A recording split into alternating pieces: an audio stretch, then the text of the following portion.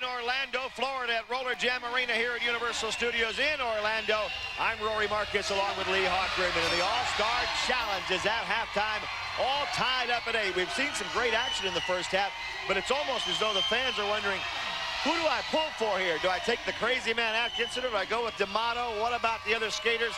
Plus, men skating against the women has been a man. And coming up, it's Company D and the Crazy Eights as we're tied up at 8-8 at halftime. There they are. Don't go away.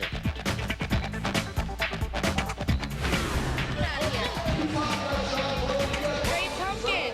Sit in the pumpkin patch and wait for him to bring you candy. Third period underway, and the men on the track. And who gets out there first? Well, the men and women on the track together, I should say. Denise Loden goes out there against Lindsey Francis. This is always a battle. Whoa, and Loden won that battle pretty easily.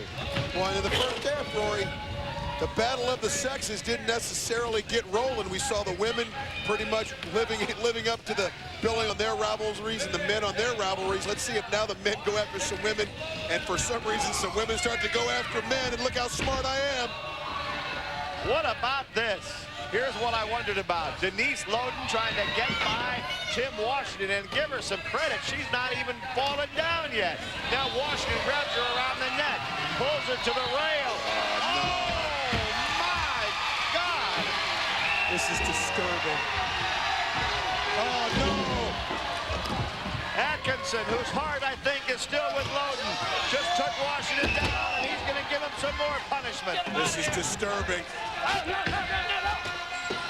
Atkinson is thrown into the infield by referee Sean Corbin. Let's go. Let's go. I thought you got out of the hospital. Why don't you knock it off? Well, he had picked Denise Loden for his Crazy Eights and not Stacy Blitch. You're right, Rory. His loyalties may still be with Denise Loden, but the big nasty.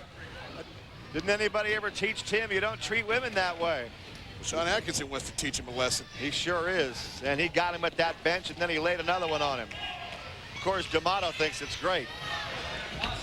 No scoring on that jam, by the way, so this game is still tied up at 8. And no penalties. I don't guess that's not a penalty in all-star competition. Eric Slopey for the Crazy Eights.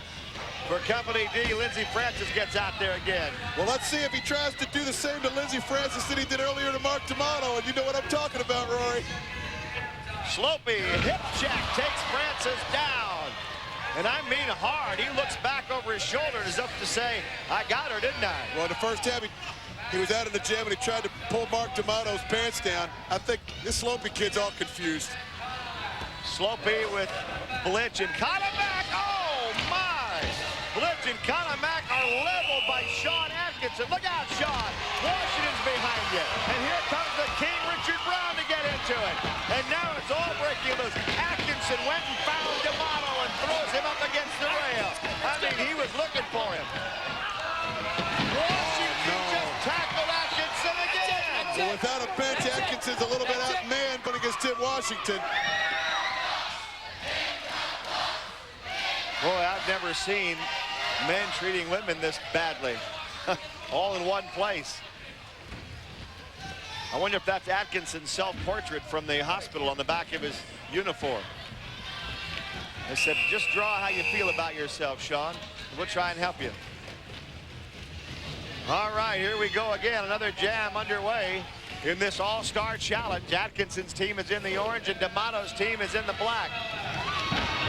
They weren't in the black when he took the money out of the pension fund. Whoop. How about that for a shot? That time from woman to man as Talisa Miller delivered the big hit. And ironically, she's an enforcer now, Rory. She's number 11 for the enforcers, but she wasn't picked by Mark D'Amato to play for his team.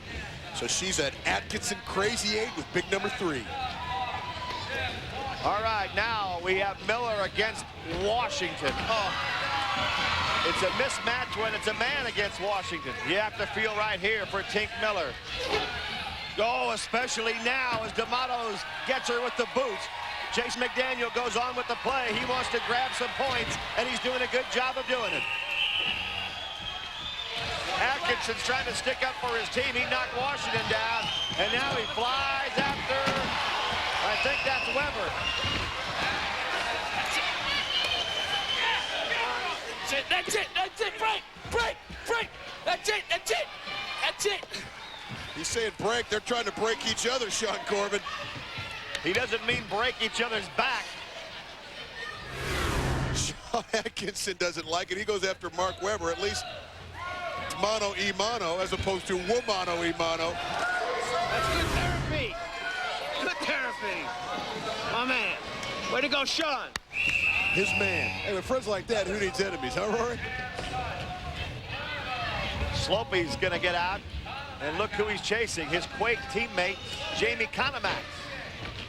And Eric Slopey catches Conemack easily. He should be able to win this battle, shouldn't he? Conemack hits him with everything she's got, but Slopey stays on his feet.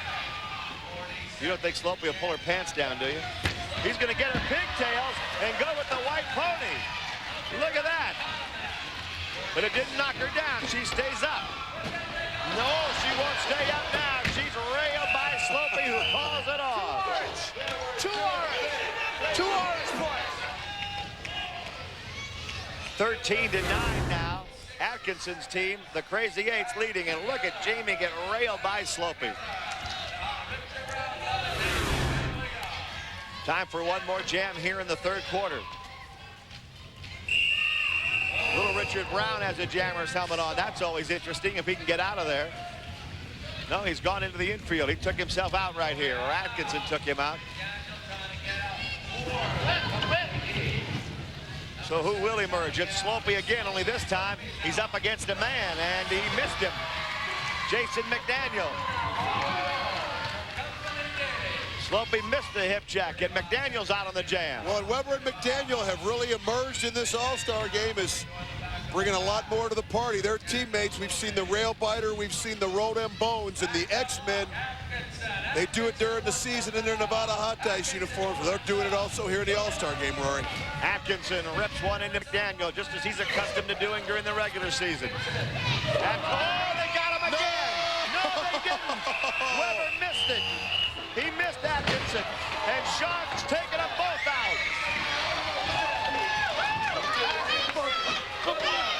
Let's go, Atkinson. Let him down. Let's go. Get moving. Look at Blitch and Loden. This is a battle waiting to happen, isn't it? Stacey Blitch was humiliated when Atkinson didn't choose her for the All-Star team and did take Denise Loden. Conemack and Tink Miller are sizing each other up, and they go at it. There's Blitch and Loden. My goodness. All the aggressions are coming out right here. That's it. Well, most teams battle. They move him out. Goes after Denise Loden. That's hard to believe. Where's Atkinson? What are you crazy, beating on a girl? You said it, Sean Corbin. He's 100% right, and I'm sorry to have to tell you, I think Jamie Conemack is hurt. I'm surprised that McDaniel's not hurt. Conemack has not gotten up yet. We'll have an update on her condition when we come back. RollerJam, we're about ready for the fourth and final period of the All-Star Challenge. Broadway Danny Wolf, who has successfully wheeled Kenneth Logue back into the outer reaches of the arena, is down near the Crazy Eight bench where Atkinson hangs out. Broadway? And there's definitely a crazy trio to be standing amongst. First, Richard Brown, you didn't wear the crown out here tonight. Why not? Because it's the All-Star game, and I didn't want to mess up my hair. It's very stylish, I've got to admit it. Yeah, well, that's more than I can say for that rug you got on. And Denise, I got to ask you, Sean earlier said the only thing crazy about him is that he lost you. You said What? that? He really said. Oh, that's what I said, brother. Oh, Daddy, the architect is back, baby. Woo! That's you, Rory. Stacey Blitch had to watch that. I think in her heart she already knew about all of that. Oh, poor thing. Golly, how many times have we said Stacey Blitch's name in terms of her inflicting some punishment? I think we just heard her heart break, Rory, and I kind of feel sorry for that young lady. I can't say that I blame you, Hawk, but there's not much time for sympathy in the World Skating League. And here we go. Amy Craig against Tim Washington. Wow. And Blitch sees her teammate get knocked down by the big nasty. Wow. Now what about Loden? Loden trying to get around Washington. Can she outskate him? That's her only chance. She's not going to outmuscle him. Washington sizes her up.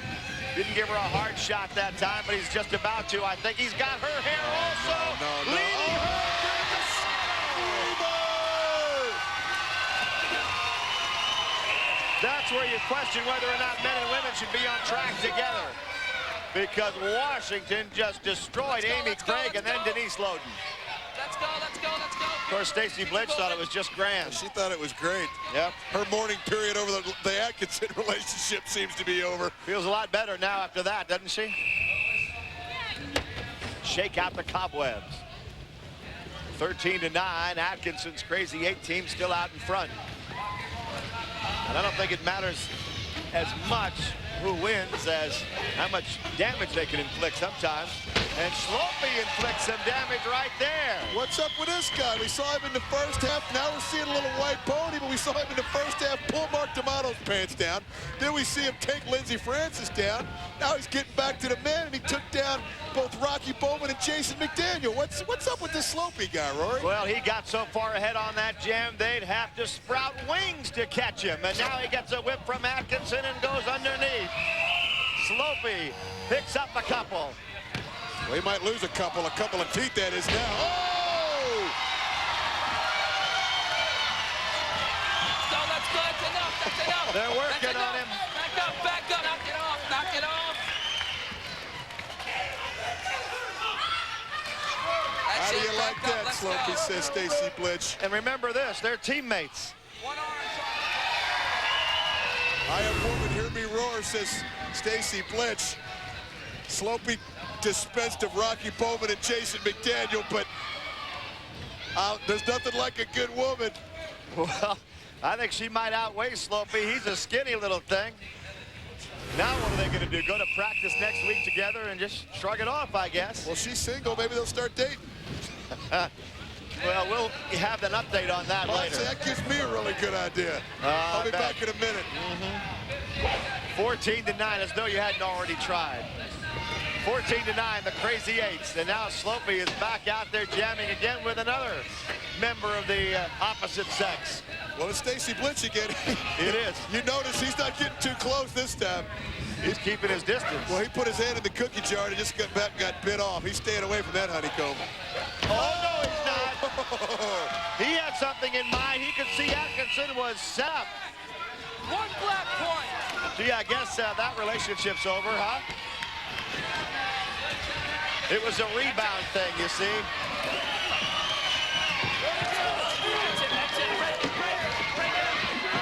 D'Amato's choking Sean, and Brown is in there as well. Now Brown's out of there. Oh, and Weber's out of there. A right hand from Talisa Miller. We'll be back. Don't go away. It's 14-10, Crazy Eights. Our challenge with Atkinson's Crazy Eights going against D'Amato's Company D. Well, and Rory, I'm looking down at the Company D bench down there, and look who is sitting on the bench together, but Stacy Blitch and Mark D'Amato. We talked about her being on the rebound. If she starts dating Mark D'Amato, I believe in town. Broadway Danny Wolf snuck down there and sat in between the two of them. What's he got in mind? Posse Shalene is causing a little destruction of his own. Shalene in the orange. And Rocky Bowman of the Enforcers knocked Shalene down, but he jumped right back up and gets going. It was as though he was never down. He got back up so fast. The Finnish Flash. He used to roll down the hills there in Finland. He'd get up as soon as he got down to the bottom. That's how he worked that move out. He gets around Washington. Amy Craig gets sent into the rail. She's having a tough game, especially a tough second half. And now there's Atkinson in Washington. Can he do it? No, he couldn't quite get him over. Atkinson wanted to back attack Washington. Instead, the shirt kind of tore there, as you see the torn shirt on Washington. And Atkinson was his own worst enemy on that one. A full-strength Sean Atkinson's going to have a tough time lifting Big Tim Washington. That's like going down to the local 5 and dime and lifting the building over your head. They both wound up with each other's head in a place they'd rather not think about. But he's just bringing a knife to a gunfight, Rory. I think he got a piece of Tim Washington's undergarments, which is something that I prefer to not think about. Look at Atkinson. That hurts Manai, but as many times as he's run guys into the rail right there, maybe that's his just dessert. Atkinson went over and sat down for a moment, got his breath, and he's back out there because this is the last jam. And we're tied up at 15. This is the last jam of the night. Atkinson's recovered. D'Amato's going to jam. You rarely see this. King, Richard Brown, and Ray Robles, the two Illinois Riot players, go out after D'Amato.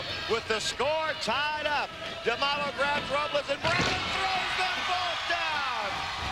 And D'Amato with the jammer helmet on. It was almost, it looks like a seniors tour with D'Amato, Robles, and Brown out there, but D'Amato emerges with a chance to bring home a victory, Rory. They may be seniors, but they're all stars. They're in the All-Star Challenge, and D'Amato's trying to win it for his team right now. Atkinson, Brown, and Robles, those are some tough guys to get past. Atkinson takes it up. He wants to take it up with D'Amato. He whacks D'Amato. He did it again. Now Loden's back there to grab what's D'Amato. What's she doing? What's she doing? No! Back attack on D'Amato. And now they go after him again. Well, time's expired, Roy. Well, you know, much the same way that D'Amato cost his team the game by doing that to Logue, Denise Loden did it to D'Amato, which gives D'Amato the win. It doesn't mean as much. And I think Loden would take that shot to D'Amato rather than win the game. Don't you think? Well, they did. Mark D'Amato won the game.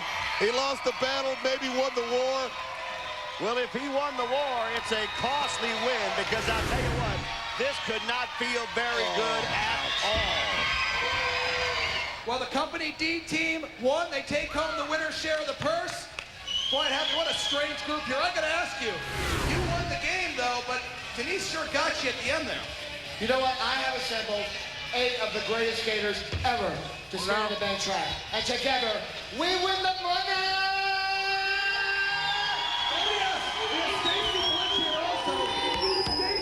What about the big kiss that the architect planted on his former fiancée, Denise Loden?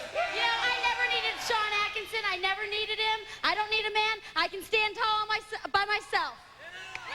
Well, she said she can stand by her tall. I don't know why Denise Loden is skating around here. Wait, come here, Denise. What are you doing here? Your team didn't win. This right here was worth demoralizing Marco for. It was worth the loss. Oh, Oh, yeah, you think so? You think so? You think so? All right, it's getting hot down here. Wait. Back to you, Rory and Hop.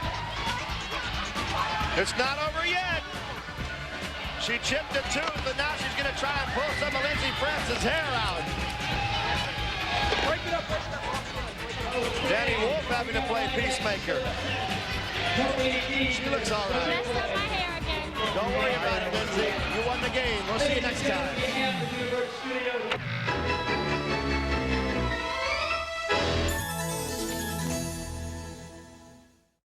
On the women's side, look for more Loden Hellcat fisticuffs. Lips Loden's gonna love me after tonight. It's gonna be a lot easier for her to wrap her mouth around things when she's got new teeth. That little that calls herself the Hellcat needs to be disciplined. But it's nothing a good old-fashioned pipe cleaning can't fix. The Enforcers take on the Riot. Next on RollerJam.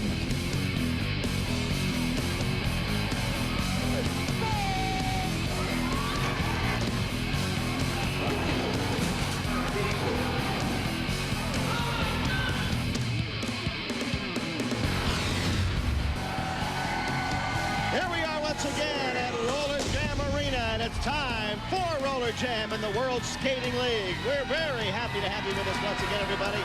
I'm Rory Marcus, along with Mark Lloyd. Tonight, the Illinois Riot meet the New York Enforcers. And speaking of the Oral Authority, here they come in all their splendor and glory. Denise Loden in the middle, Amy Craig. Denise leads them out, Amy Craig and Laura Weintraub. They just believe in talking things out, I think, is what they mean by oral authority. Yeah, right. We know otherwise because they always come to business. Hello, girls. Yeah, they do. They always come by and say hello, and we enjoy that immensely. Look, she's got a little black pussycat this time. She wants us to come over there. How about that? Well, we get off in a little while. Hey! Oh, hey! All right. Oh, kiss for you and right back to you. All right. A little banged up, a little hurt, but still ready to go at it. The New York Enforcers.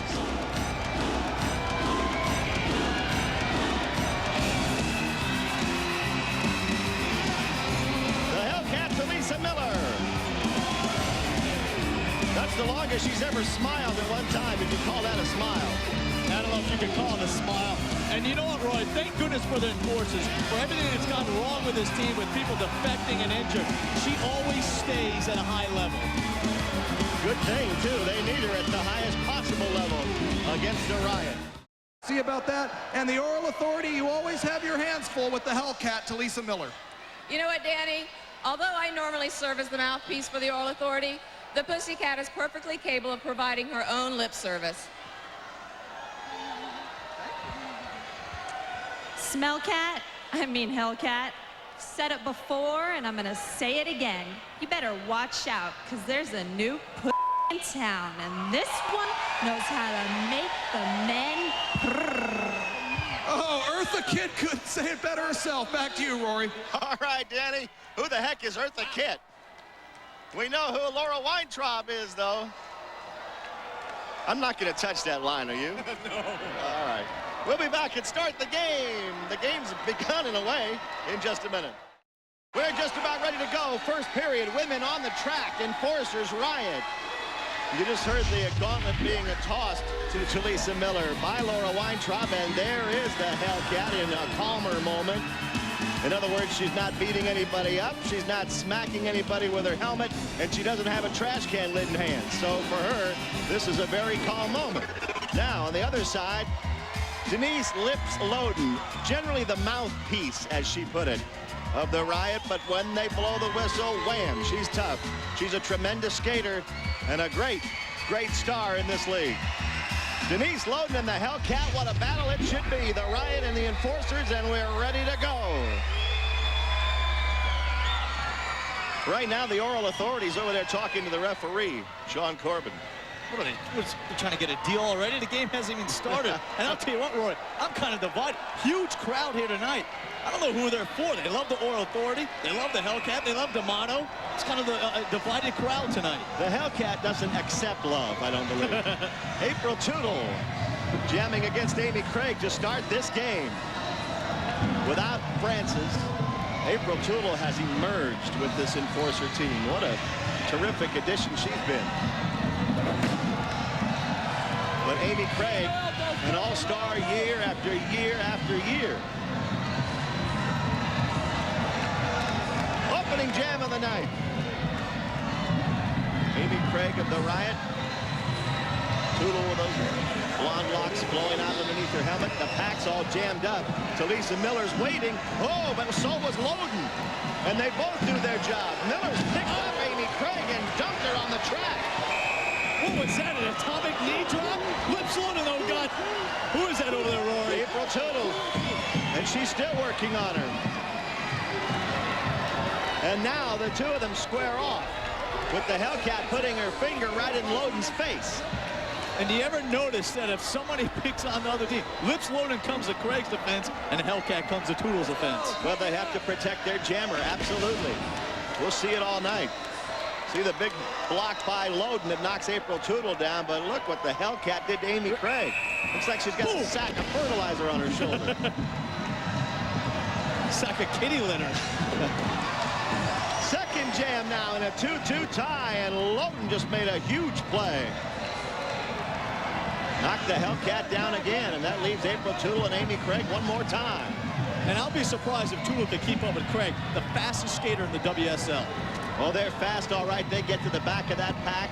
and that's where they can score the points. The Jammers have the black helmets on, and if they pass the blockers from the other team, in other words, lap members of the opposing team, that's a point for every one you get. Sometimes they get them all. Sometimes they settle for one. Amy Craig and April Toole, they both like to get at least one right now if they can. And here's the Hellcat setting a trap for Denise. Over the rail, she dumps her and Amy Craig, both of them.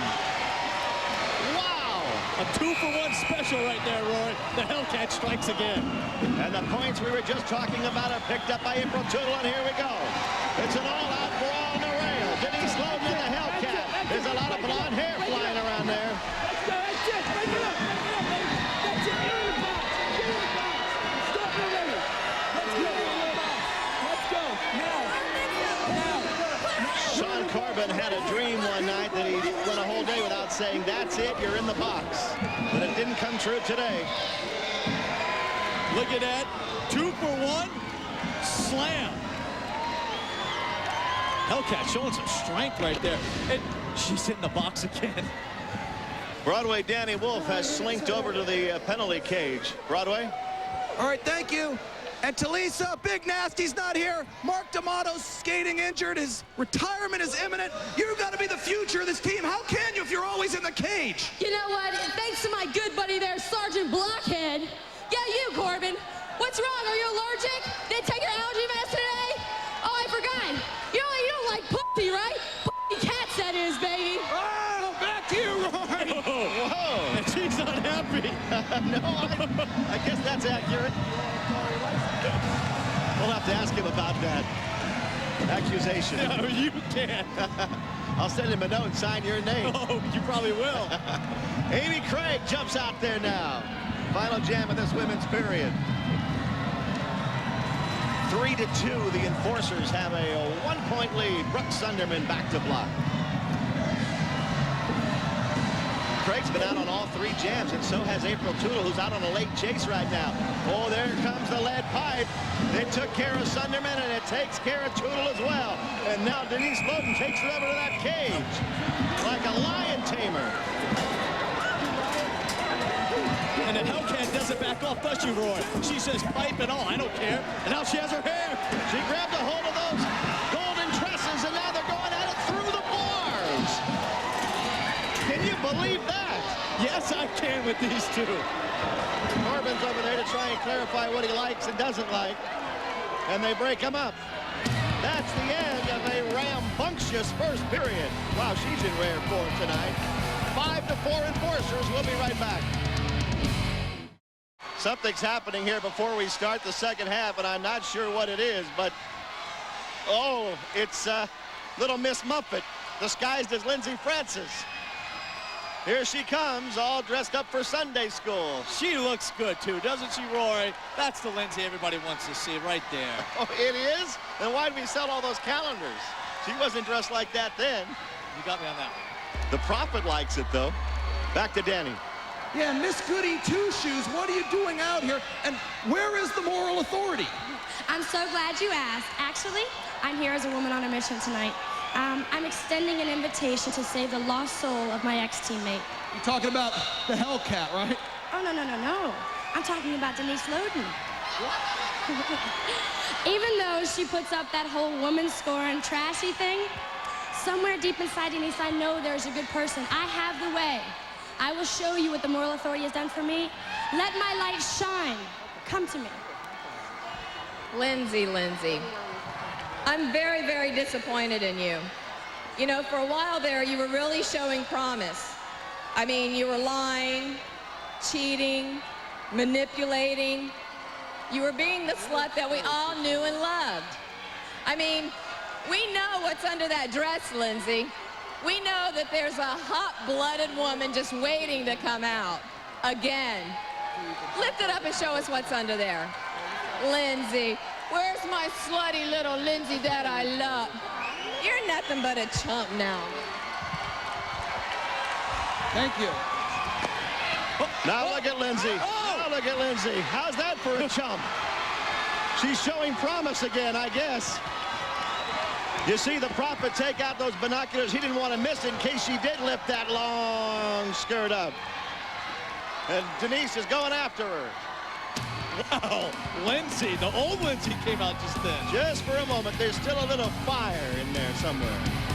All right, second half coming up. The crowd loves every minute of RollerJam, and we have a half left to go. One half left to go, and the women on the track for period number 3 now. 12-9, the Riot leading the Enforcers. Denise Loden says, give me that Jammers helmet. I'm going out against the Hellcat.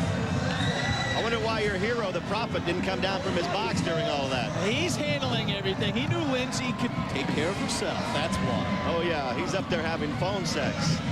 Loden and the Hellcat battling right now. Watch the elbows. Watch the elbows, Purple. Back there in the back of the pack, Gina Lombardo. Where did Denise get that pipe? It's like it appeared out of nowhere, and she is using it. Ripping up that pack. She rails April Tootle, but the helmet comes off of the Hellcat to knock down Amy Craig. These two ladies' best weapons. The Hellcat loves the helmet and then lips loaded in that pipe. You know, it's funny, one of the first people ever to take the helmet off and use it as a weapon was Richard Brown back in the old days. And now it's happening against his team. It's like a gladiator fight, Roy. Look. It is. It's a joust. What time do they serve dinner? Joe. Let's go. The big nasty jumps in there, and so does Sean Corbin. Look where Corbin's arm was resting there. Did you see that? Yeah, Corbin knows what he's doing. Trying to prove himself after that earlier accusation. K9 and Disabled are going to escort the Hellcat to the penalty box. Since when did they become officials in this game? And they're doing a heck of a job, too. I mean, they're putting everybody real nicely right into the penalty box. There was the answer to where the pipe came from. It came right from the king. You don't find that many kings around the world. Look at the 2 Yeah.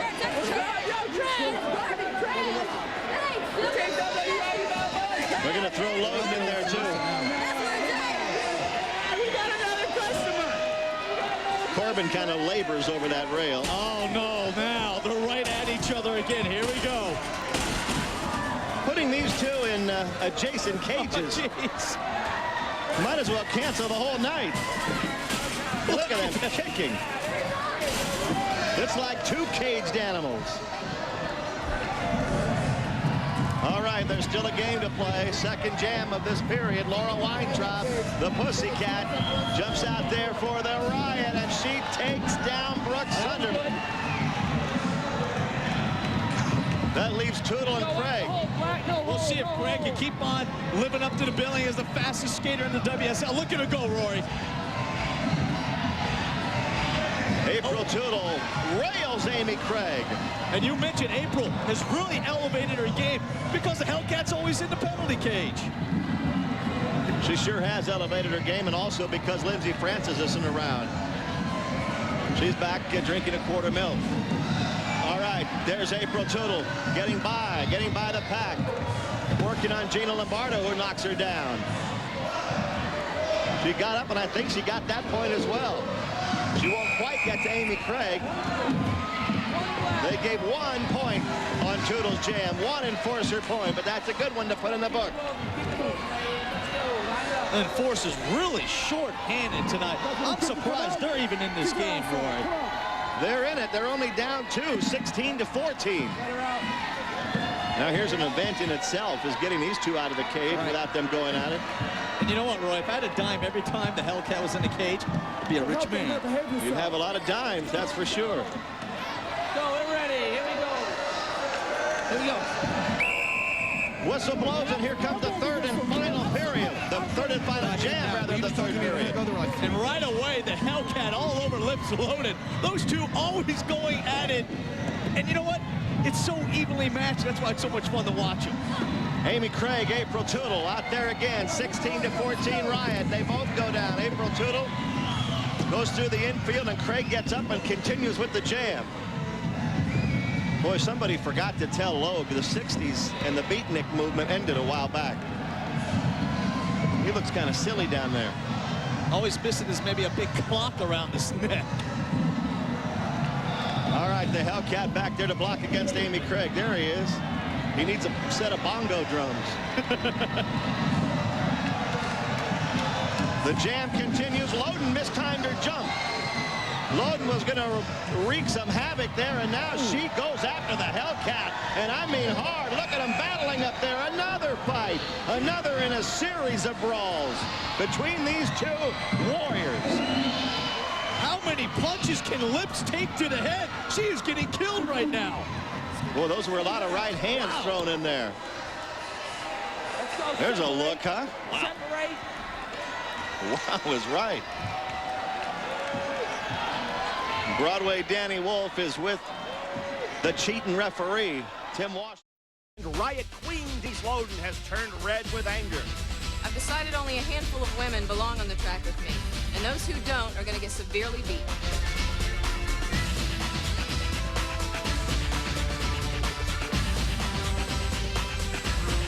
It's the Riot raging against the Hot Dice.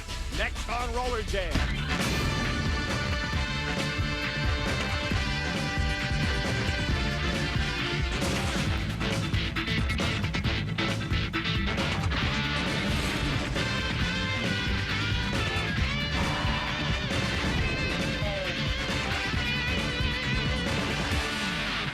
From Orlando, Florida, and Universal Studios here in Orlando, this is RollerJam.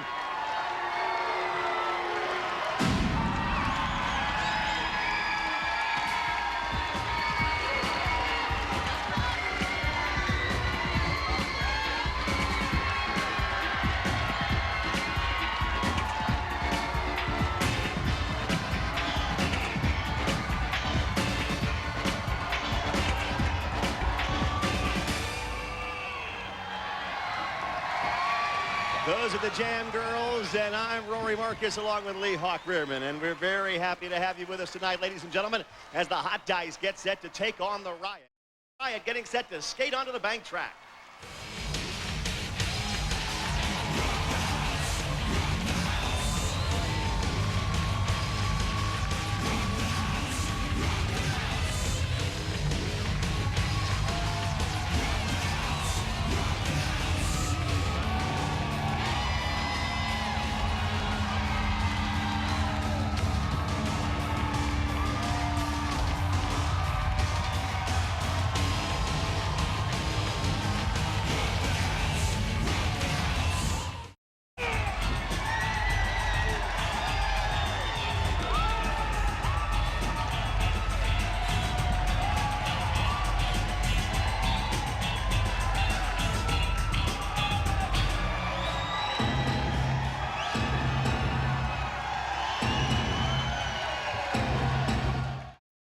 On there, so I guess Mark Webber's antics were okay, but our key matchup for the women, Denise Loden, she's the queen. We got a lot of royalty here from Illinois. She's 5'8", 135, and she is fast. She's mean. She can block and jam. And Denise and Shea Brown, one of those young guns that make up this whole Dice squad. She wants to stake her claim to royalty here in the World Skating League. And I tell you what, she's going to do it tonight if she has her say. She may be able to do it as we get set to go. The first period of this game, the Dice and the Riot ready to go. The Dice have the white uniforms with the green, and the Riot have on basically whatever they want, especially when you look at Loden in that bright red outfit. But I think it looks pretty good right now, as out on the first jam of the night, a couple of Dice jammers get out, and immediately they knock the Riot jammer out of the play. So the Dice have a chance to score some points here, as Gina Lombardo went down pretty easily. And that's Belinda Morgan along with Shauna Brown. Now, Shauna Brown is indeed Shea Brown's sister. So they're both with the Hot Dice now.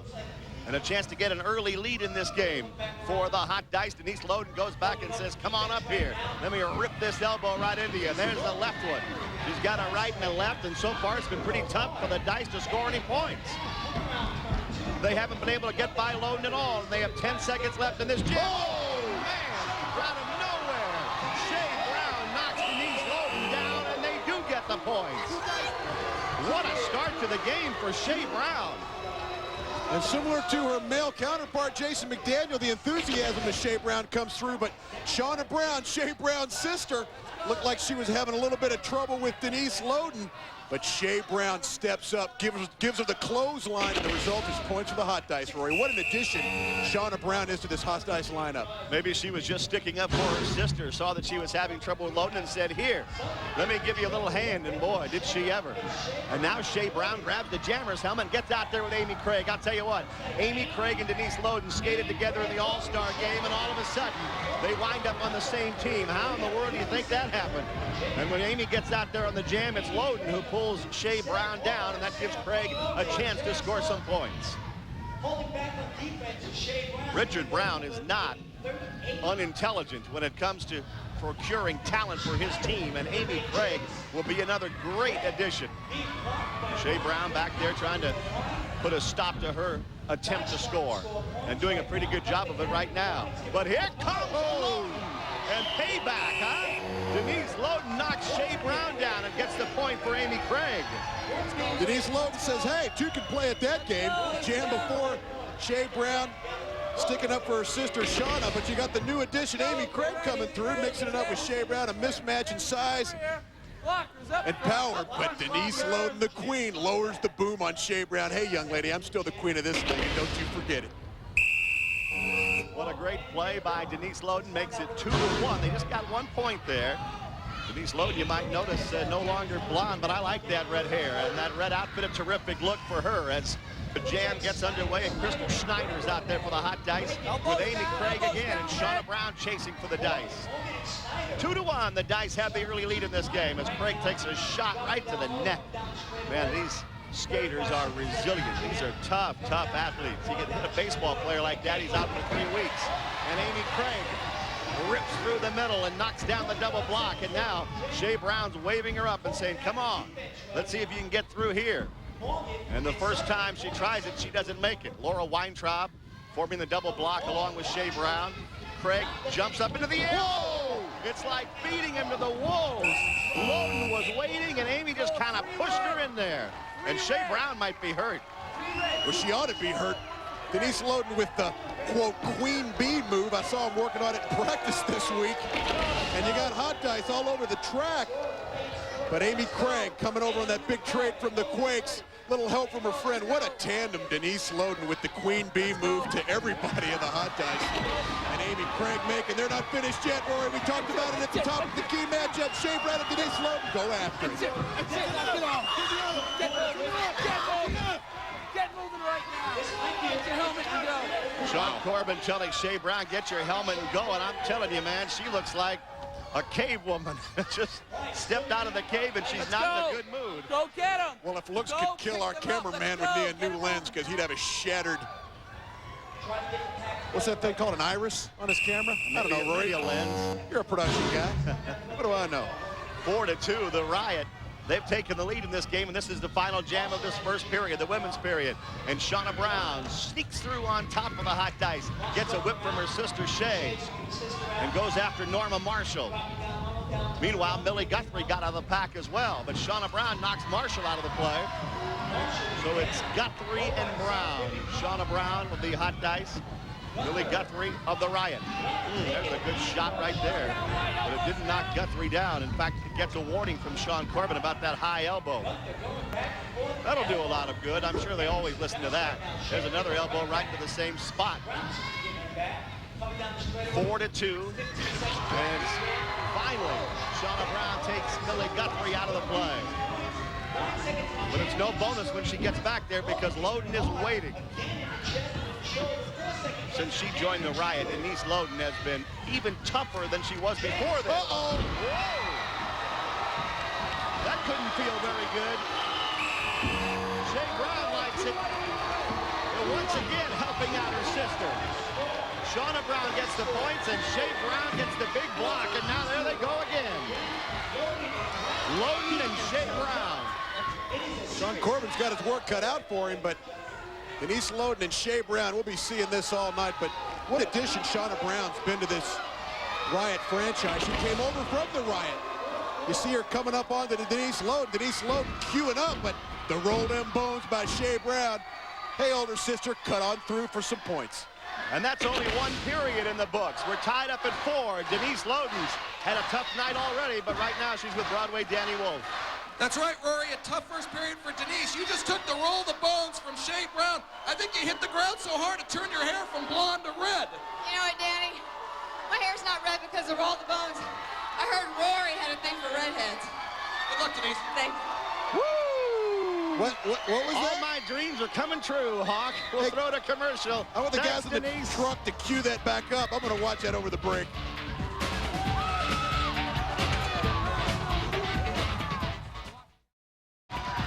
This is a great crowd here tonight. They've really been into the action, and why not? There's been a lot of it. Second half ready to go.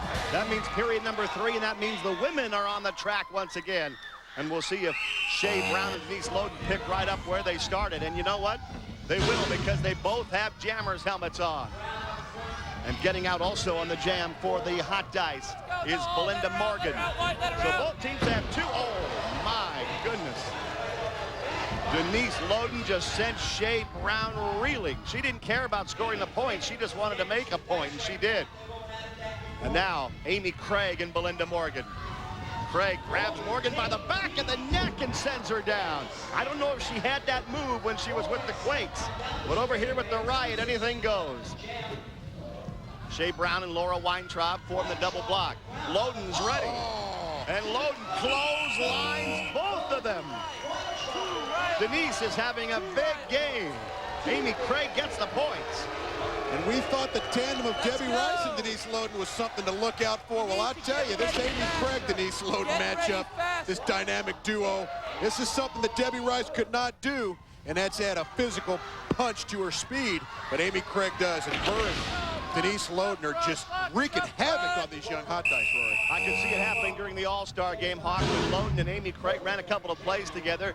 You thought to yourself, wow, wouldn't they be something on the same team? Well, obviously, Loden and probably King Richard were thinking the same thing, because now here they are with the Riot, and they're doing a good job. Don't grab that red hair. Shea Brown and Denise Loden, who throws the helmet off and wants to go after Brown.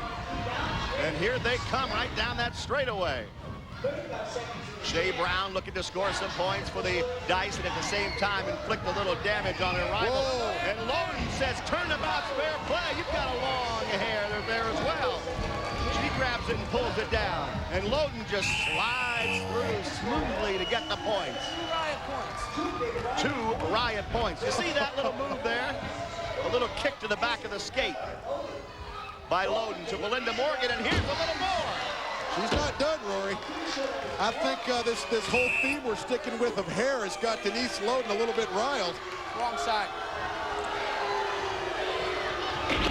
Penalty box for Loden.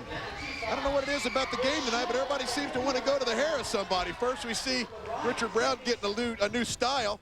Now we see our 2 marquee women, Shea Brown and Denise Loden, going after it. Those aren't handlebars. That's a nice head of hair, Denise Loden.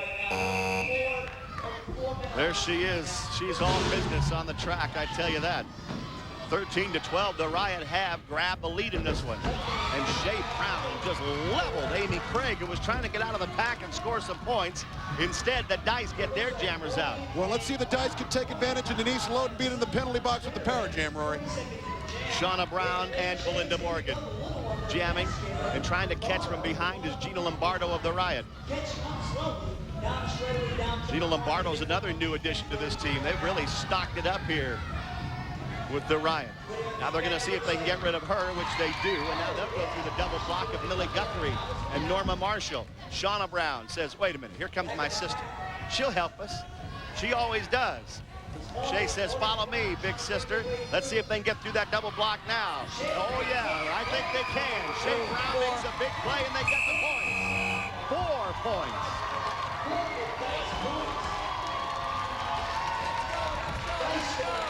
And Belinda Morgan, who was just leveled by Denise Loden a minute ago, celebrates. Well, that's what these youthful dice can do, Roy. They're very resilient. They're down one moment. The next, they come back and bite you in the fanny. But it's just like they probably planted in the sandbox at the Brown household a few years back. Shea and Shauna getting it done like they did in their younger years, I'm sure. Probably against one another back then. 16-13 the score now, and Millie Guthrie's able to elude Shea Brown for a moment and get out there. See that outfit Shea Brown has on? That was made for her by her mother. I didn't see it. Stacy, believe it or not. I didn't see Denise Loden's outfit either, Roy. Her mother, Stacy, made her that, and she's proud to see her daughter wearing. 16-13, the Dice have the lead. You think King Richard made Denise Loden's outfit? I don't think the King can sew. He doesn't have to. He has a seamstress of his own. Millie Guthrie trying to get by Shea Brown. There's Shauna Brown as well. Let's see if Amy Craig can stop Shauna Brown from getting through. The Jammers kind of hit the back of the pack together. And they're both getting points for both sides. Oh, Loden just putting those skates into the knees of Shea Brown. That little dirty pool right there.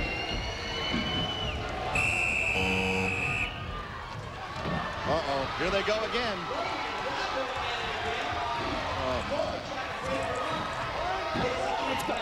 I don't know where these two find their energy, Rory.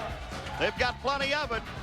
I think they feed on each other. 17-15, the Dice lead. You get the score on that?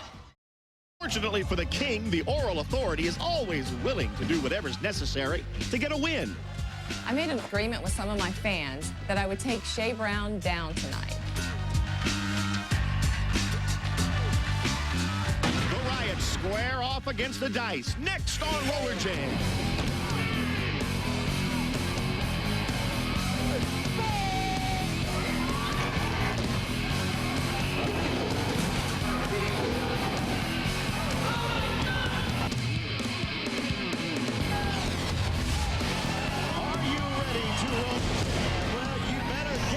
Because that's what we're all about. That's what we're doing here. Welcome, everybody, to RollerJam and the World Skating League. I'm Rory Marcus, along with Mark Lloyd. Tonight, we bring you the Riot against the Riot. What else can you surmise out of that? The Oral Authority is here, thank God. Amy Craig, Laura Weintraub, and Liv Loden. You know, you say that because they gave you a lollipop a few weeks back. They didn't give me mine yet. And there they come right over to our booth. I always enjoy this part of the game. I bet you do. Yeah, there's the lollipop. Oh, there's the lollipop. All three of them. What does she want now? Denise wants something else out. Got something inside there? Oh! What? I always get this. That's that perfume I gave you. That's yeah, great. right. What? All right, all right, all right. It's going to be a great game, isn't it? Let me see. I'll tell you the size later on. All right? All right, that's for safekeeping. Believe me. All right, now, I'll try to keep the concentration on the game because the Nevada Hot Dice would appreciate if we would do that, especially Jason McDaniel, great jammer. Yeah, no doubt about it. He is the king of the jammer belt right now. He is the title holder of RollerJam. He's the best skater out there. But first, the women. Shea Brown has yet to give me a gift of any kind. That's unfortunate. It is, because she's a good-looking girl, too. But you know what, Roy? She proves every week the strength that she possesses is unbelievable. No doubt about it. There she goes, the Warrior Princess. And there's their big jammer now. Jenny's got 50 points already this year. And you know what? She's one of the reasons that they're skating so well. The chemistry that those two have right now makes them one of the most lethal 1-2 punches in the WSL. It's surprising that Jenny Matthews has 50 points and Amy Craig has only 35. But you bet Amy will be after her tonight. Here come the rest of the Dice women onto the... I'm Amy Craig from the Illinois Riot, otherwise known as the Mouth of the South.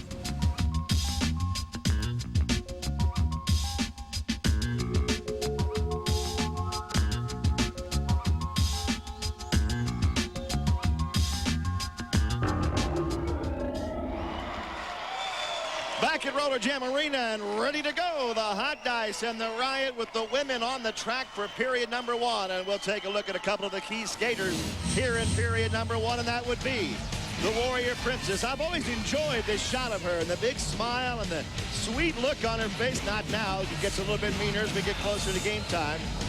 But she looks so nice and she plays so tough. Shea Brown. But there's my girl, Denise Loden of the Riot, who underwent an equipment change prior to the game and is now going to skate a little freer and easier. And you know what? When that whistle blows, she's ready to go. Always one of the greats of all time in this game. Right now, Broadway Danny Wolf is with Shea Brown.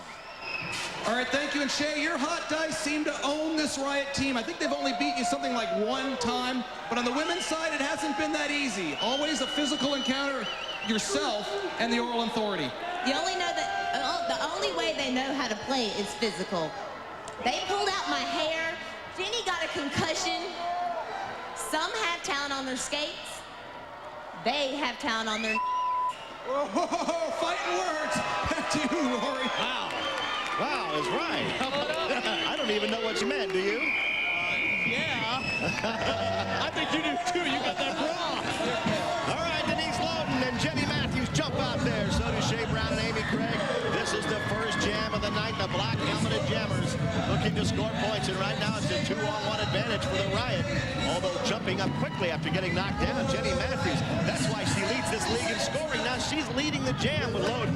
Yeah, you know what, Roy? You know as well as I do in WSL fan. You hit the ground, you got to bounce back up quick, and that's what Jenny Matthews does. Now Denise Loden has a hold of her hair into the infield. They went out to that bench. Laura Weintraub had it set up. She missed the bench, but she sure took a tumble into the infield anyway. The jam goes on, and the fight begins. Shea Brown, Denise Loden. They go at it every single time they meet. You know, I was counting to see how long it was going to take those two to get their first scrap of the night. It came very early, as it always does. Punches being thrown. Well, they didn't have to count. You didn't have to count very long. 4 hot dice points there, 1 Riot point, and once again the hot dice are out in front, 4-1. Let's talk about the rules of RollerJam just for a minute, in case you're new to the sport. The only skater that can score points is the jammer. You can identify them easily with the black helmets. Their mission in life, once they get out of that pack, is to lap members of the opposing team. That is the one and only way you can score points in RollerJam. So when that jam starts, watch for the black helmeted skaters to jump out there and separate from the pack. They're looking to score. And the second jam of this first period is underway. And right away, you see who's wearing the black helmet. And most likely, it's Jenny Matthews and Amy Craig. And that's exactly what we have right now, leading the jam. Each team has 2 jammers. Amy Craig just knocked one of them down, and now all 3 of them have gone down except Amy. And Gina Lombardo jumps up now. She's on a late chase. If they can get around there and lap members of the dice, they'll score 1 point for every member they do lap. So far, Amy Craig has lapped 35 this season.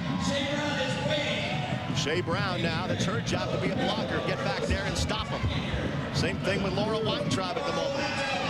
Laura Weintraub grabs the hair of Shea Brown, and that helps her jammers get by. Gina Lombardo picked up the points, and Denise Loden comes crashing down on Brown.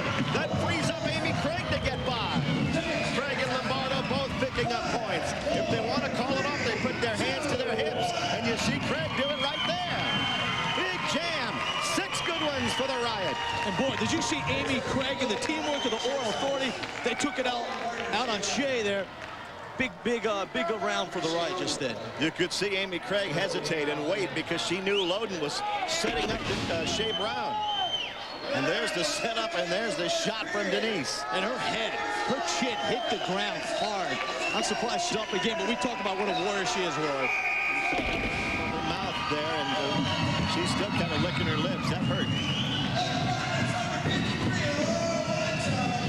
All right.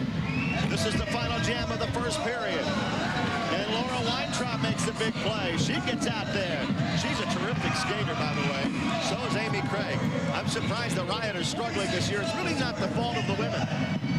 No, it's not. It's the men's side. And I think maybe they got caught up in the Mo Sanders thing, that he needs to take more of a leadership role out there. Now Amy Craig and Laura Weintraub get up to the back of the pack, and here comes a pull away. The dice are trying to run away from him, but Loden's picking them off 1 by 1. There's the second one. Still 3 of them out there trying to pull away, but right now Denise Loden is doing the job to catch them 1 by 1 and let the jammers go by. There's the third one. Can they get them all? 7 seconds left on the jam. Craig follows Loden around the track. She got another one, and Shea Brown's the last line of defense. Amy Craig got her as well. They're going to give them one. What do you call that other than just painful? Shea Brown first her chin, now right there. Boy, the dad ever hurt. It hurts Shea Brown's pride, too. Luckily, Devo's there to help her up. That'll make anybody feel better. Oh, yeah. Denise Loden, a huge jam. She picked off the Riot skaters one by one and then added a little insult to injury as the Riot pick up a whole bunch of them, and that ends the first period of play. We'll go out on that note, right into the infield.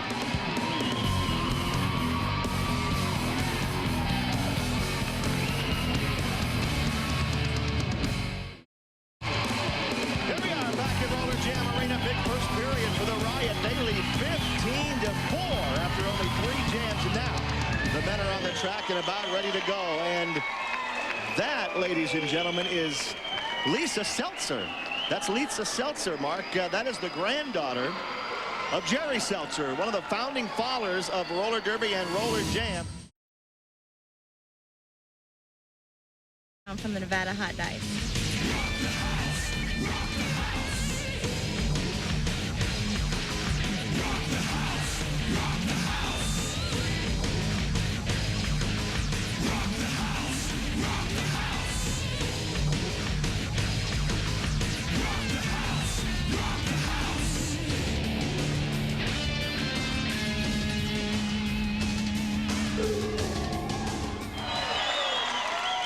We're back for the second half of this game, but first a word with my favorite group, the Oral Authority. All right, thank you, and that's right, I'm here with the Oral Authority. And Denise, I know your guys are ticked off that your men's team really stunk out there. Every time you guys build up a big lead, they just let it slip away. You know, Danny, it's always rough when you got to come from behind. But the Oral Authority always rises to the occasion and delivers the goods. The men are really sucking, but don't worry about it, Danny. The Oral Authority will keep the fans coming. Good luck, Denise. Thank you. Maybe the men are just tired. Let's go. I don't want to show up. All right, the fans keep coming back for more on RollerJam. That's one of the great things about this game. And here we go with the Oral Authority, Amy Craig and Laura Weintraub. They can bring it out on the track as well. Big play between those two. And now they go on to get some points. Right now, that big lead is completely vanished. They're down by 1. And you know what, Lloyd? Do you sense some dissension in the ranks there? A divided team maybe on the right between the men and the women. Well, I don't really think it was Robles' fault that the Riot were losing games. And certainly Barker was no help in that first men's period. This is what it takes to win games. Denise Loden taking out 2 with 1 big blow. And she would appreciate that terminology. Yes, she would. And you know what? They got to be tired of doing it. Denise Loden always steps up to the table. The men blow the lead, but here comes Denise and the Oral Authority to get them the points back. Shea Brown's had things tough lately. Seems like she's in a fight every other jam or else getting knocked down and somewhat humiliated by Loden, like right there. But you know what, though? She impresses us so much because you're right. She's in a fight. She's getting knocked down. She said she lost half of her hair. Yet she keeps on getting back up. 19-16. The Riot grabs the lead right back. And the 2 top jammers, at least one of them, Jenny Matthews, the top jammer in the league, makes a big move to take Amy Craig out. And now the Dice have 2 jammers out there, and Shea Brown does the same thing. That leaves Jenny Matthews out there to try and put the Dice back in the league. Well, does she get around that track quickly? Yeah, she is super fast. That's why she got the 50 points first in WSL.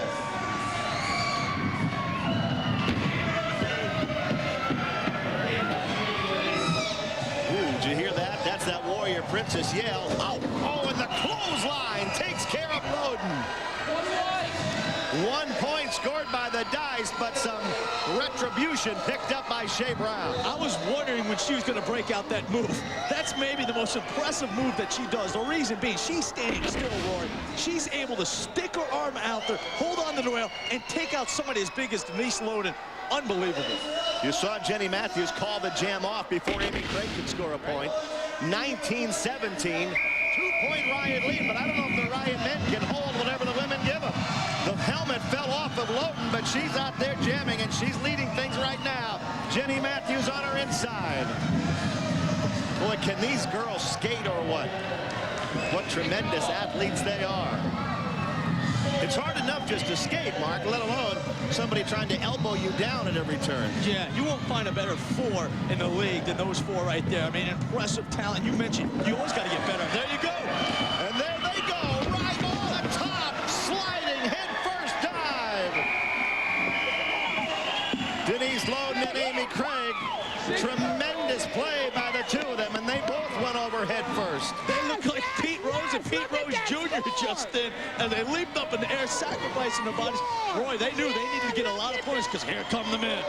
Gee, I'm kind of sorry to see the women's period end. It's been tremendous, especially for Amy Craig. She'll follow Loden over the pack.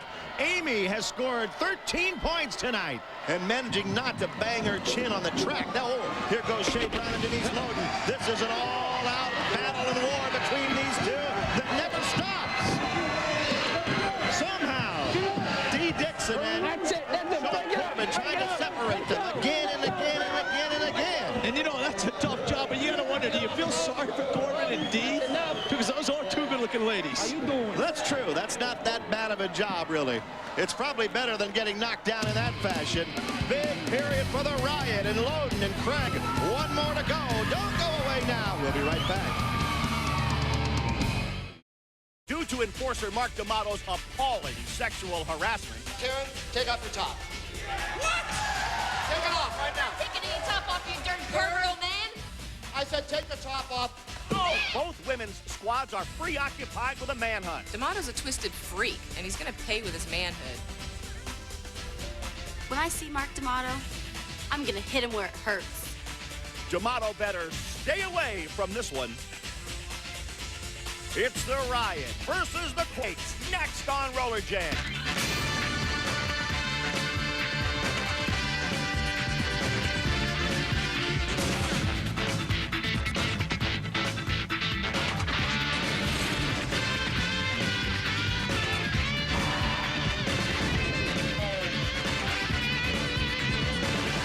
From Universal Studios in Orlando, Florida, this is RollerJam.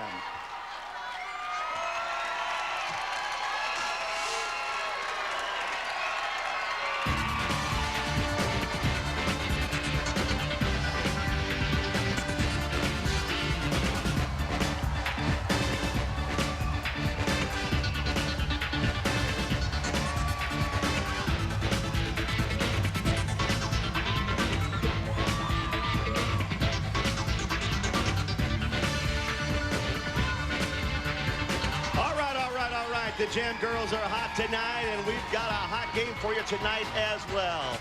I'm Rory Marcus, and that's Lee Hawk Rearman. Tonight, it's the Riot and the Quakes in a matchup between two teams who've never had a real liking for each other, and I guess you can understand it as long as Stacy Blitz of the Quakes and Denise Loden of the Riot have been going at one another, fighting since, well, just about since this league formed. Back when Denise Loden was with the Florida Sundogs, they still don't like each other. I don't know if they ever will. And tonight, you're going to see some of that same action, I am sure, once the Riot and the Quakes take to the track. And here's what I was talking about. That is when Loden was with Florida, as she knocked down Stacy Blitz, and then Stacy came right back a little later and back attacked Denise. Amy Craig. She doesn't look like she came from a sewer, nor does this young lady, the Queen Bee. Oh, she's going all right. She's going to town in that red outfit, huh? She looks good enough to take downtown. Denise Loden.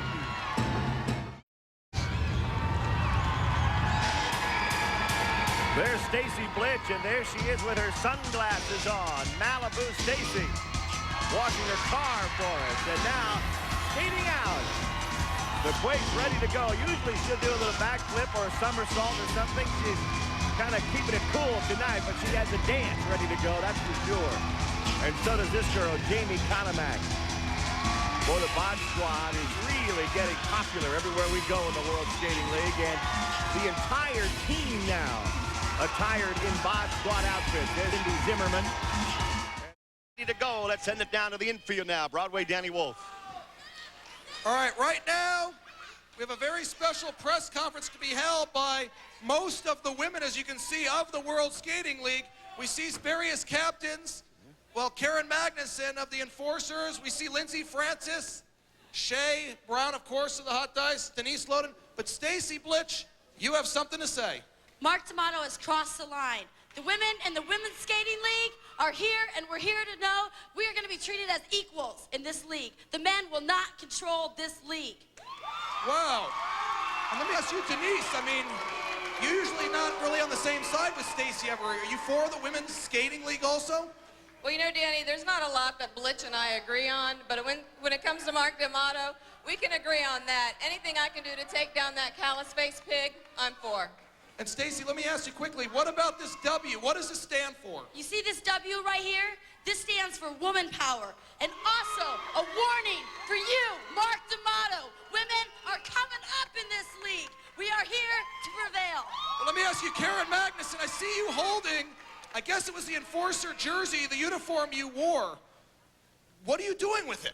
I will not skate for a misogynistic animal such as Mark D'Amato. I am here to burn my uniform and tell him he can put it where the sun don't shine. What do you mean, burn the jersey? What is Karen doing?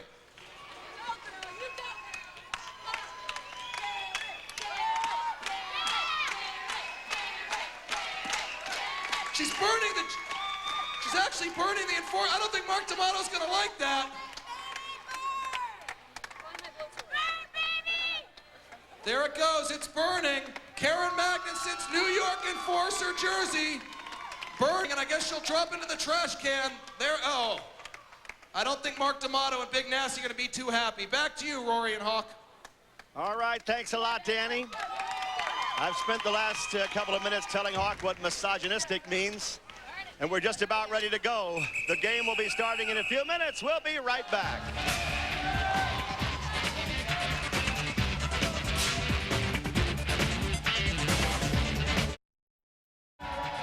We're just about ready to go. You see the women on the track here at Universal Studios. First period about to start, Hawk. Well, and Stacy Blitch and Denise Loden unified in theory. Let's see if in practice they still take their battle out onto the track. And Denise Loden, she's the queen. She's got the new red hair, of course, the beautiful red outfit. We don't need to say too much about her because she can really bring it. Stacy Blitch, she's got the new, I guess, cornrows in her hair, and she's proclaimed herself the leader of this women's movement. Again, there they are next to each other. I don't know, Roy. They seem like they're not quite as antagonistic today. Oh, I think you're out of your mind. As soon as that whistle blows, they'll be at each other. Believe me, they're not that good of friends, even if they are united against D'Amato. Jamie Konomak and Gina Lombardo are out on the first jam. Konomak in the Bod Squad outfit. The entire Quakes team wearing Bod Squad outfits, which is kind of ironic when you consider that Stacy Blitch is talking about women power and being treated as equals. All right, then why wear that? But be that as it may, here are the Riot with the first two jammers out with a chance to score points, Amy Craig and Gina Lombardo. And a double block being set up. Stacy Blitch back there in that blue helmet, along with Jenny Matthews and Denise Loden. I told you they weren't good friends. Loden takes a rip of Stacy Blitch and sends her down. And she does a little bit of the red hot and boogie. one blue. You're absolutely right, Rory. One blue. What do I know? Cornrows and all, down goes Stacy Blitch. And Sean Atkinson has a couple of words for his ex-girlfriend. Atkinson in her face. Let's go. Let's go. Tighten it up. Tighten it up. Tighten it up. Let's go. Let's go. Here we go. Here we go. Referee Sean Corbin starts jam number 2. 4-1. The Riot grabbing the early lead in this one. Norma Marshall's out on the jam. Jamie Konomak for the Quakes. Norma Marshall from Aurora, Colorado. And Jamie Konomak from Chatsworth, California. And there they go. Millie Guthrie chasing as well for the Riot. Marshall goes down. Now it's just Guthrie and Konomak. Jamie hit her a couple of times, but didn't get rid of her. Guthrie stays right with her until now. Konomak trying to put the Quakes in control of this early game. Loden winds up that right arm, and Konomak skates right into it.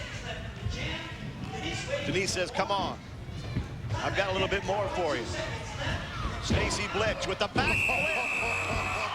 And then she drops Loden and helps her out. Oh, maybe I did misspeak, Rory. No score, but Stacy Blitz and Denise Loden showed a little uncharacteristic cooperation. Stacy Blitz, of course, knocked her down, but right after the play helped her up. What's that all about?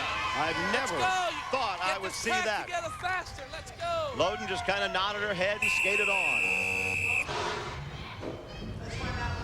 Maybe they are united. Maybe D'Amato has finally done something that could make people who've hated each other for years come together. If anybody could do that, it would be him. 4-1, the score remains as Jenny Matthews gets out there. Jenny Matthews for the Quakes against Amy Craig. Formerly teammates, Matthews has been able to kind of emerge with the Quakes since Amy Craig left and went to the Riot. Fact is, they're both good skaters. Well, Craig has let her mean streak come out since she joined the Riot. And now Amy's being trained out there by Gina Lombardo. The Riot really with a chance to pick up a lot of points right here. Denise Loden ready to lead her through. Blitz is there. And Loden gives a whip to Craig as Blitz goes down. Oh, man, did you see Amy Craig grab a handful of hair? 4 red on the play. See it. She picked up the points and got a little bit of a bonus by throwing down some of the California Quakes. Amy Craig never really liked this pod squad. She always felt like she was in the shadow of Stacy Blitz and friends. And she's really blossomed here with Denise Loden. You see her get the big whip from her teammate.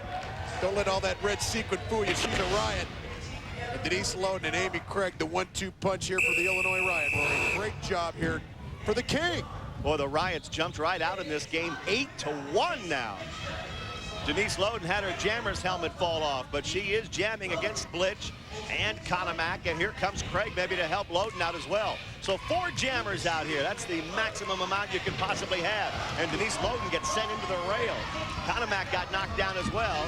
Here's a couple of old friends, although I don't know if they were ever friends really on the Quakes. Blitz and Craig.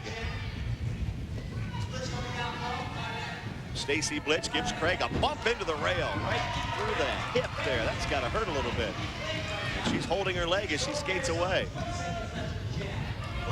The Quakes haven't had much luck in this game. Let's see if Stacy Blitz can turn it around here in the final jam of the women's period.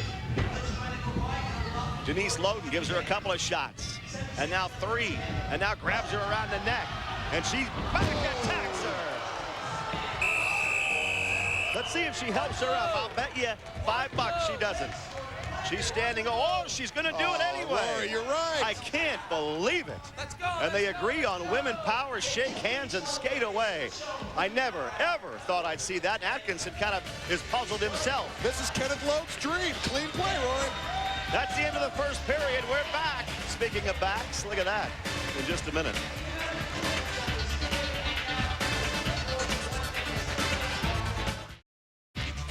Happy to have you back with us, everybody. The Quakes and the Riot.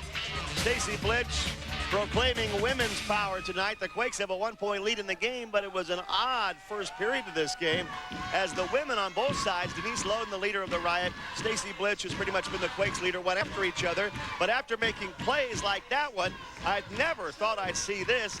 They were considerate and kind to one another. You see Stacy there helping Denise Loden up. And a little bit later, when Loden got her revenge as part of the game with a back attack on Stacy Blitz that obviously was painful. I mean, look at Blitz's reaction. She goes into the infield, and Denise Loden came over and said, here, let me give you a hand. Very, very strange. Welcome back to Universal Studios in Orlando, RollerJam Arena. It's 11-9. The Quakes are on top, and we're ready for period number 3. The women are on top right now, and they're on the track. Well, Sean Atkinson says men are on top, Rory, but you know what? He came out in the cage, so he doesn't know anything. Jamie Konomak and Cindy Zimmerman jamming for the Quakes. 2 of the original Bod Squad members. Picking up the chase is Amy Craig. She never was a member of the Bod Squad, although I kind of thought she should be. She might have thought she should be, too. She grabs the 2 of them and just puts them down. Wow, got them both by the back of the neck. She's been a Bod Squad wrecking crew. She totally beat up the name. I can't even get it out of my mouth. Amy Craig has just really blossomed in this Riot uniform, Rory. Denise Loden in her uniform, ready to try and help Amy Craig through there.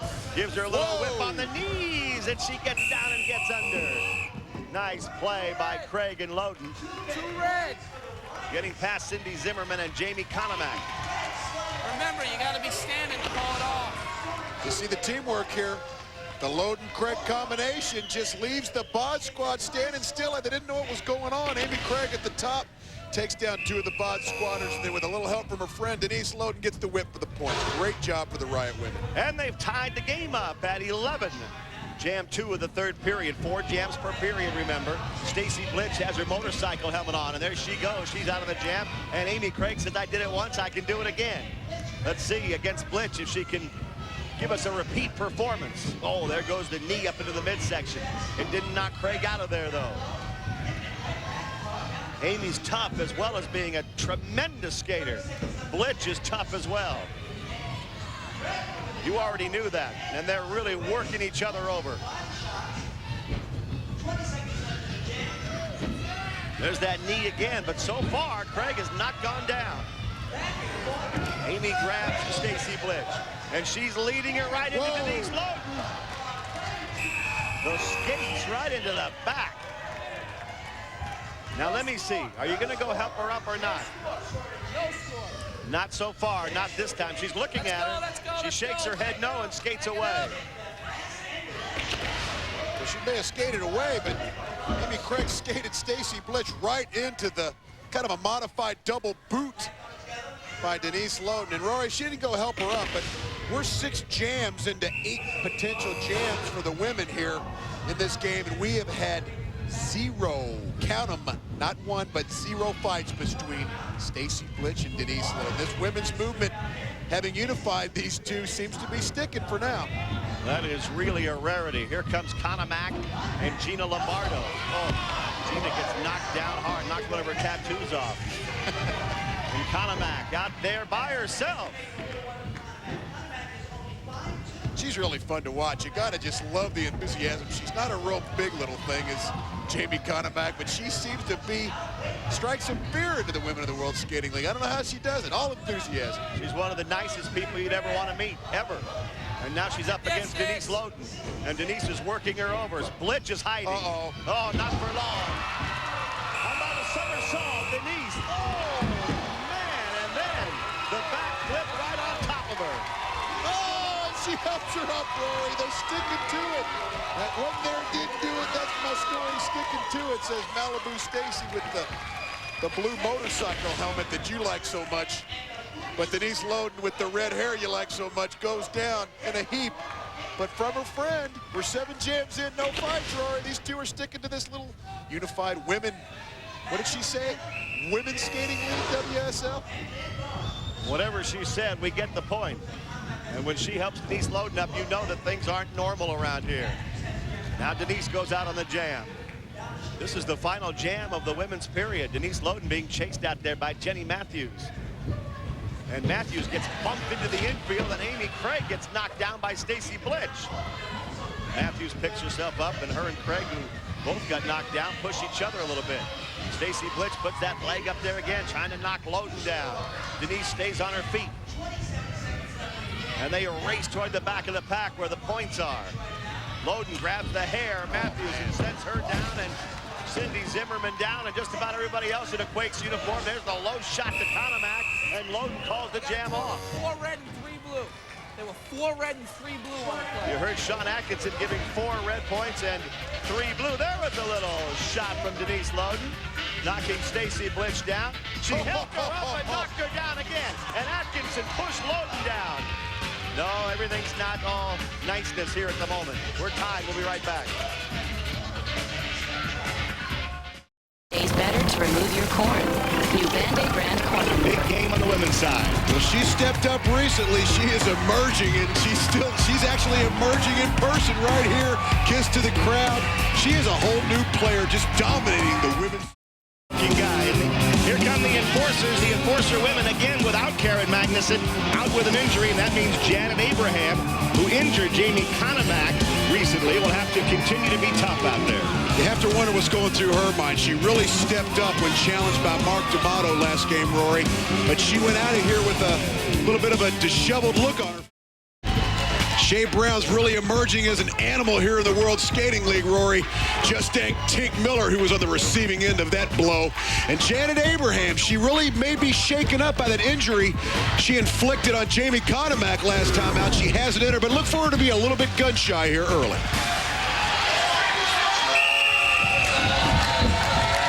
It's the Enforcers and the Hot Dice. The women, of course, on the track first. And for the Enforcers, if you can't see a number on Courtney Barlow, either can I, but we don't need one for her.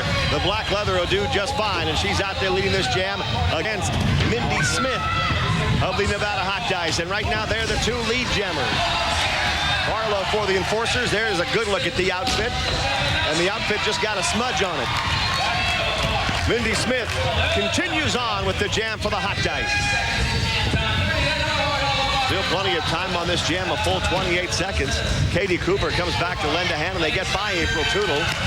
Smith reaches Abraham and decides, I think I'll call it off now. 2 Nevada points.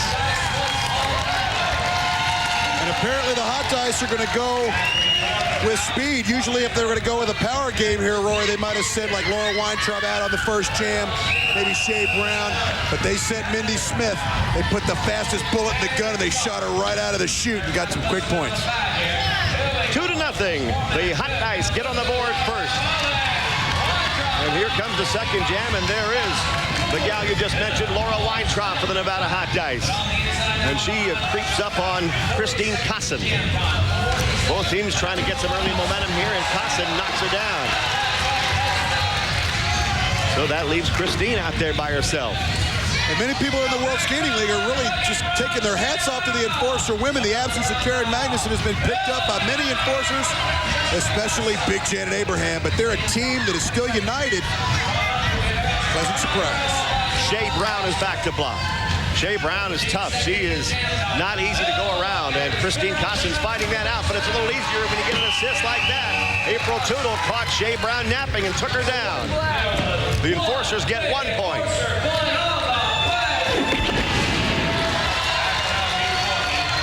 Typical sister of suffering. They gang up on Shea Brown, and you see the result. She was enthusiastic, now she's frustrated. 2-1 Hot Dice. We're back in a minute. And Washington waiting his turn, waiting for the second quarter to start, so he can get out and start inflicting pain. That's something that's always good to look forward to. Adrian Medrano's out there for the New York Enforcers, along with Christine Kasson. So New York gets 2 jammers out. Just 1 for the Hot Dice, number 37, Danielle Pendeline, who goes down. And now the Enforcers have 2 of them out there by themselves. Shea Brown goes back and says, who's this coming up behind me? Medrano's not very big, and she pays the price. Now Shea Brown will work on Kasson. Shea Brown grabs Kasson by the helmet and throws her down face first. Whoa, she's off to a big start in this game. You know, one thing we haven't seen, as April Tootle comes over to take up the fight with Brown, we haven't seen anything of Abraham. Well, April Tootle came over to play Enforcer, add a little muscle to try to combat Shea Brown after the fact, but Janet Abraham. Look at this. D'Amato saying, where the heck are you? Get over there. That's a good look at the Texas Bulldog. Look at the look on her face. You got to appreciate the enthusiasm. I mean, here in this day and age of marketing and money and showgirl sizzle, she just likes to have fun. Good for her. Well, that was great. They appreciate that back in North Carolina, where Shea is from. When we talked about Janet Abraham, she put Jamie Conemack in the hospital, and she's felt bad about it since then. And she has not come out here with the aggression that we have seen in past games. Well, we talked about it a bunch, how she's a minister off the track, and she tries to do her best to, I guess, check her alter ego at the door when she comes in here, and apparently she's been kind of reassessing that activity after inflicting that injury on Jamie Conemack, Rory. Courtney Barlow reassessing the jam after she gets knocked down, and there goes Mindy Smith. Boy, she's quick through that pack. She picked up a couple and called it off. Mindy Smith getting 2 points on the jam. That makes it 4-2, the hot dice lead. I understand Abraham went to try and visit Conamac and was turned away from the hospital. She wouldn't see her. And now D'Amato's right back in her face saying, what are you doing out there? Last 2 jams in a row, she's been non-existent, and 2 jams in a row that Mark D'Amato has been on her case. And don't think these hot dice aren't aware of this controversy. That's why Mindy Smith is emerging with that big hole in the middle with a very docile Janet Abraham. Mindy Smith has taken full advantage, and the hot dice are the benefactor of this enforcer controversy. Remember when Abraham hurt Conamac, D'Amato talked about how proud he was of her for doing it. Now he's not proud of her right now. He's upset with her, and he's put her on the bench. Courtney Barlow gets out there again for the enforcers. They're in black. That's all you need to know about that uniform. And Mindy Smith goes out for the hot dice. Boy, Mindy Smith has really turned into one of the best jammers in this league. She's given her team a 4-2. In fact, she has all 4 of the points, but she didn't get it that time as Courtney Barlow pushes her into the pack. The lift works again, and the enforcers get the point. Well, noticeably absent from that lift, Rory, was Janet Abraham. D'Amato sat her down, puts in some new blood. Mindy Smith, who was having a great first period up to this point, sees Courtney Barlow go by pick up a bunch of points. That aside for a minute and get ready for the second half. Shea Brown, she has a pretty smile for somebody so tough. She'll be going up against Janet Abraham of the New York Enforcers. How tough will she want to be? Will she do what D'Amato told her to do? We'll find out. The second half is coming up. Stay with us. Back in Orlando, RollerJam getting ready to go into the second half, and we're fired up for it. I hope you are too. It's the enforcers and the hot dice, and it's 15-5 New York. Now wait a minute, that was where you guys were trying to get me to sit at halftime, you and the crew. Now I get it. That's right. Wow. Remember we told you to lay out? That's what we meant. Lay down over there. I thought D'Amato was somebody I had to watch out for. I got to watch out for Rory Marcus, my partner up here. And the jam is underway as Courtney Barlow gets out there against Laura Weintraub. Courtney Barlow in the black of the New York Enforcers. That's my favorite uniform in this league. And she looks great in it as Weintraub tries to get by her and pick up some points for the hot dice. They need them. They're down 10. The move missed. It did trip Barlow up as Katie Cooper tried to get in there and knock Barlow down, but instead Courtney gets the only point in that jam. You see Laura Weintraub and Barlow coming up to the back of the pack. Katie Cooper throws an almost air ball. That looked like a Shaq free throw. He missed everything. And there's Janet Abraham. Benched by D'Amato. He says, you sit there. You know what? I have to admit, he's got a point because she's doing nothing in this game. She's been a big gun for this team for a long time, but since injuring Conamac, it's almost as though her heart's not in it. There goes Mindy Smith for the hot dice, who trail this game 16-5. Not quite out of it yet, but in danger of getting that way. Mindy Smith needs to pick up some points, and she's going to get Shea Brown and enlist her help. But Shea missed the block on April Tootle, and Tootle's able to keep Mindy Smith away. 15 seconds remaining in the jam. Boy, somebody flew out of that pack. That was Faith Urban. As the hot dice pick up a couple, maybe 2 or 3. We'll see what the referees give them. 3 white. 3, says Sean Corbin. 3 hot dice points. Shea Brown and Mindy Smith are really developing into a 1-2 punch. Shea Brown and Mindy Smith are just quite a tandem that are emerging as a powerhouse here in the skating league. 16-8, the enforcers have doubled up the score of the hot dice. And guess who's out there again?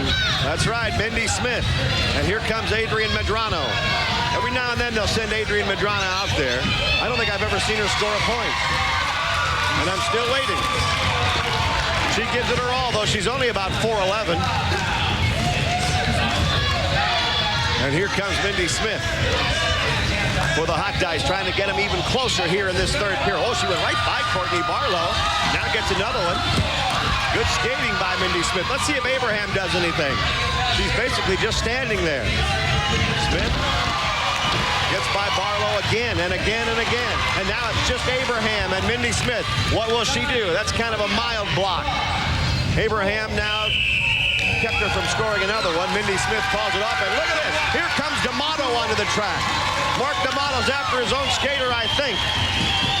Well, Abraham, on that jam had ample opportunity to just look at this. Look annihilate Mindy Smith. And now he grabs Mindy Smith, does Mark D'Amato, and challenges Janet Abraham to do what he thought she should have done last jam.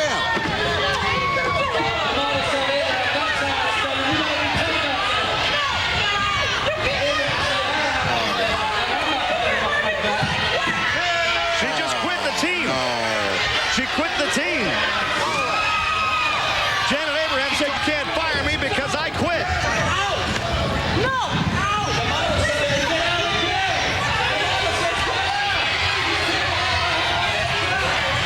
Well, we'll see if this is just a outburst or a finality or a final chapter to this broken relationship. That's the hardest Janet Abraham's hit anybody all night. And I think, as I said before, her heart's just not in it, and she's leaving the track. She said, you can't make me do anything. And she's gone. And the demonic presence of D'Amato, of Mark D'Amato, lives on here in the World Skating League. Well, you can't blame either of them. It's obvious that her heart's not in it. She's not performing like she should for her teammates. But Mark D'Amato, you know, he can't ignore that. But on the other hand, side of the coin, she's really broken up about this injury to Jamie Conemack, so you have to be sensitive to her position. I don't think I've ever seen one of the men come out, grab one of the women, and set her up to get hit by another woman. But that's what D'Amato was trying to do. And when Janet Abraham didn't respond, he pretty much fired her on the spot. And what a gaping wound in this enforcer lineup for the women. They have no one. Magnuson's out. Now Janet Abraham has left the track. We'll see if it's for a few moments or for good. Let's see if Medrano can get a point. She's up there on the jam. She's trying to get by Katie Cooper. She sneaks by up on top. She got something there before going to the rail, and the little one says, hey, I can jam. 3 black. She got 3. Way to go, Adrian Medrano. You said it earlier, it doesn't take much to stop her, so once she gets contact with somebody, she's immediately out of scoring position. But right there, Rory, she just got to snuck around him. I think everybody here is stunned that Janet Abraham has been kicked out of the arena, off the team, and perhaps out of New York by Mark D'Amato. Look at D'Amato. Does that look like a man that has $400,000 in his pocket? As Dolly Parton once said, it costs a lot of money to look this cheap. 19-10, the Enforcers lead it by 9. Well, we know both places her $400,000 went up. There goes Shea Brown. She doesn't have the helmet on, but she's out on the jam anyway. She's got plenty of black hair flowing, so we'll let it go at that. April Tootle chases for the Enforcers. This is the final jam of the women's period. And Brown has been passed now. Katie Cooper back there in the back of the pack for the hot dice. Shea Brown goes down. Tootle knocked her down. And now it's Tootle who's picking up some points as Andrea Franklin goes into the rail. And Katie Cooper still trying to keep her back. But she's scored at least 1 so far. 15 seconds left on the jam. Brown trying to catch from behind. Tootle gets another one. And calls it off. That was a wise move. Pleasure in causing those backstabbers plenty of pain. And the Ravenous Riot are undefeated with their new lioness. It's the Sundogs versus the Riot, next on RollerJam.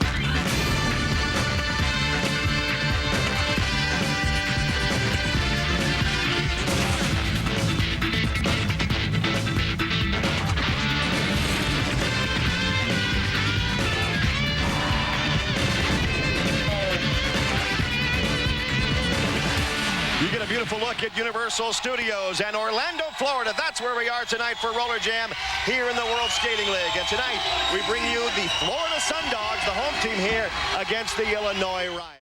And got Denise Loden, took her away from the Sundogs, and when she arrived for the Riot, this is how she arrived, out of the rafters.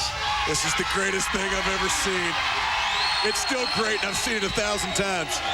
And look at little Richard, the self-proclaimed king, pulling his queen into his lair as the Illinois Riot did, no question, become a much stronger team with the addition of Denise Loden. Absolutely. She's got that. I guess they're calling it the sequin package. And she's got the gloves off. She's got the skates off. She's got most of her clothes off. She can now be the Denise Loden that I guess she always wanted to be. They're ready to go. They've been winning lately. Let's see what happens tonight. The players getting ready to skate onto the bank track.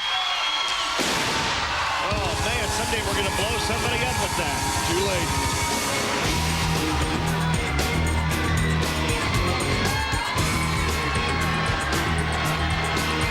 The Sundog women coming onto the track. Here they come, and there's Patsy Delgado. She is the newest Florida Sundog. I don't know how she's going to like it here in Sundog heaven. In this nightmare, I get to her driven by Kenneth. Thought to be 2 peas in a pod with Kenneth Logue III. Here come the Illinois Riot. They couldn't be more different than what Logue had as a vision of this league. See what I mean? Oh, yeah. Speaking of 2 peas in a pod, Denise Loden on the track. She has been a tremendous Patsy Delgado's been told by Kenneth Logue, behave or else. Let's see how long that lasts. And Denise Logue, she's been told by Richard Brown, behave and you're fired, which I'm sure is just perfect for her. She likes this outfit. All right, here we go. The Florida Sundogs and the Illinois Riot. First jam of the night, and Denise Loden of the Riot. She has a helmet on, and let's just see how clean and law-abiding these Sundogs are as far as the rules of RollerJam are concerned with Kenneth Logue at their helm. I saw Richard Brown laughing when he was talking about it. Kathy Evangelo and Suzanne Chalene get knocked down, and that leaves Denise Loden and Millie Guthrie out of the jam. Yeah, but does Richard Brown know how silly he looks in that little crown he had on? That thing was made out of paper mache, I think. Seems like the king could afford a better crown than that. Here's another of the newest Sundogs, Patsy Delgado, and they went right by her, and now Loden and Guthrie are just picking up points like you wouldn't believe. And the Sundogs, following the rules perhaps, but falling behind in the game. 6 quick ones for Illinois. Let's go, let's go. You know, Illinois hasn't lost a game since Denise Loden joined up.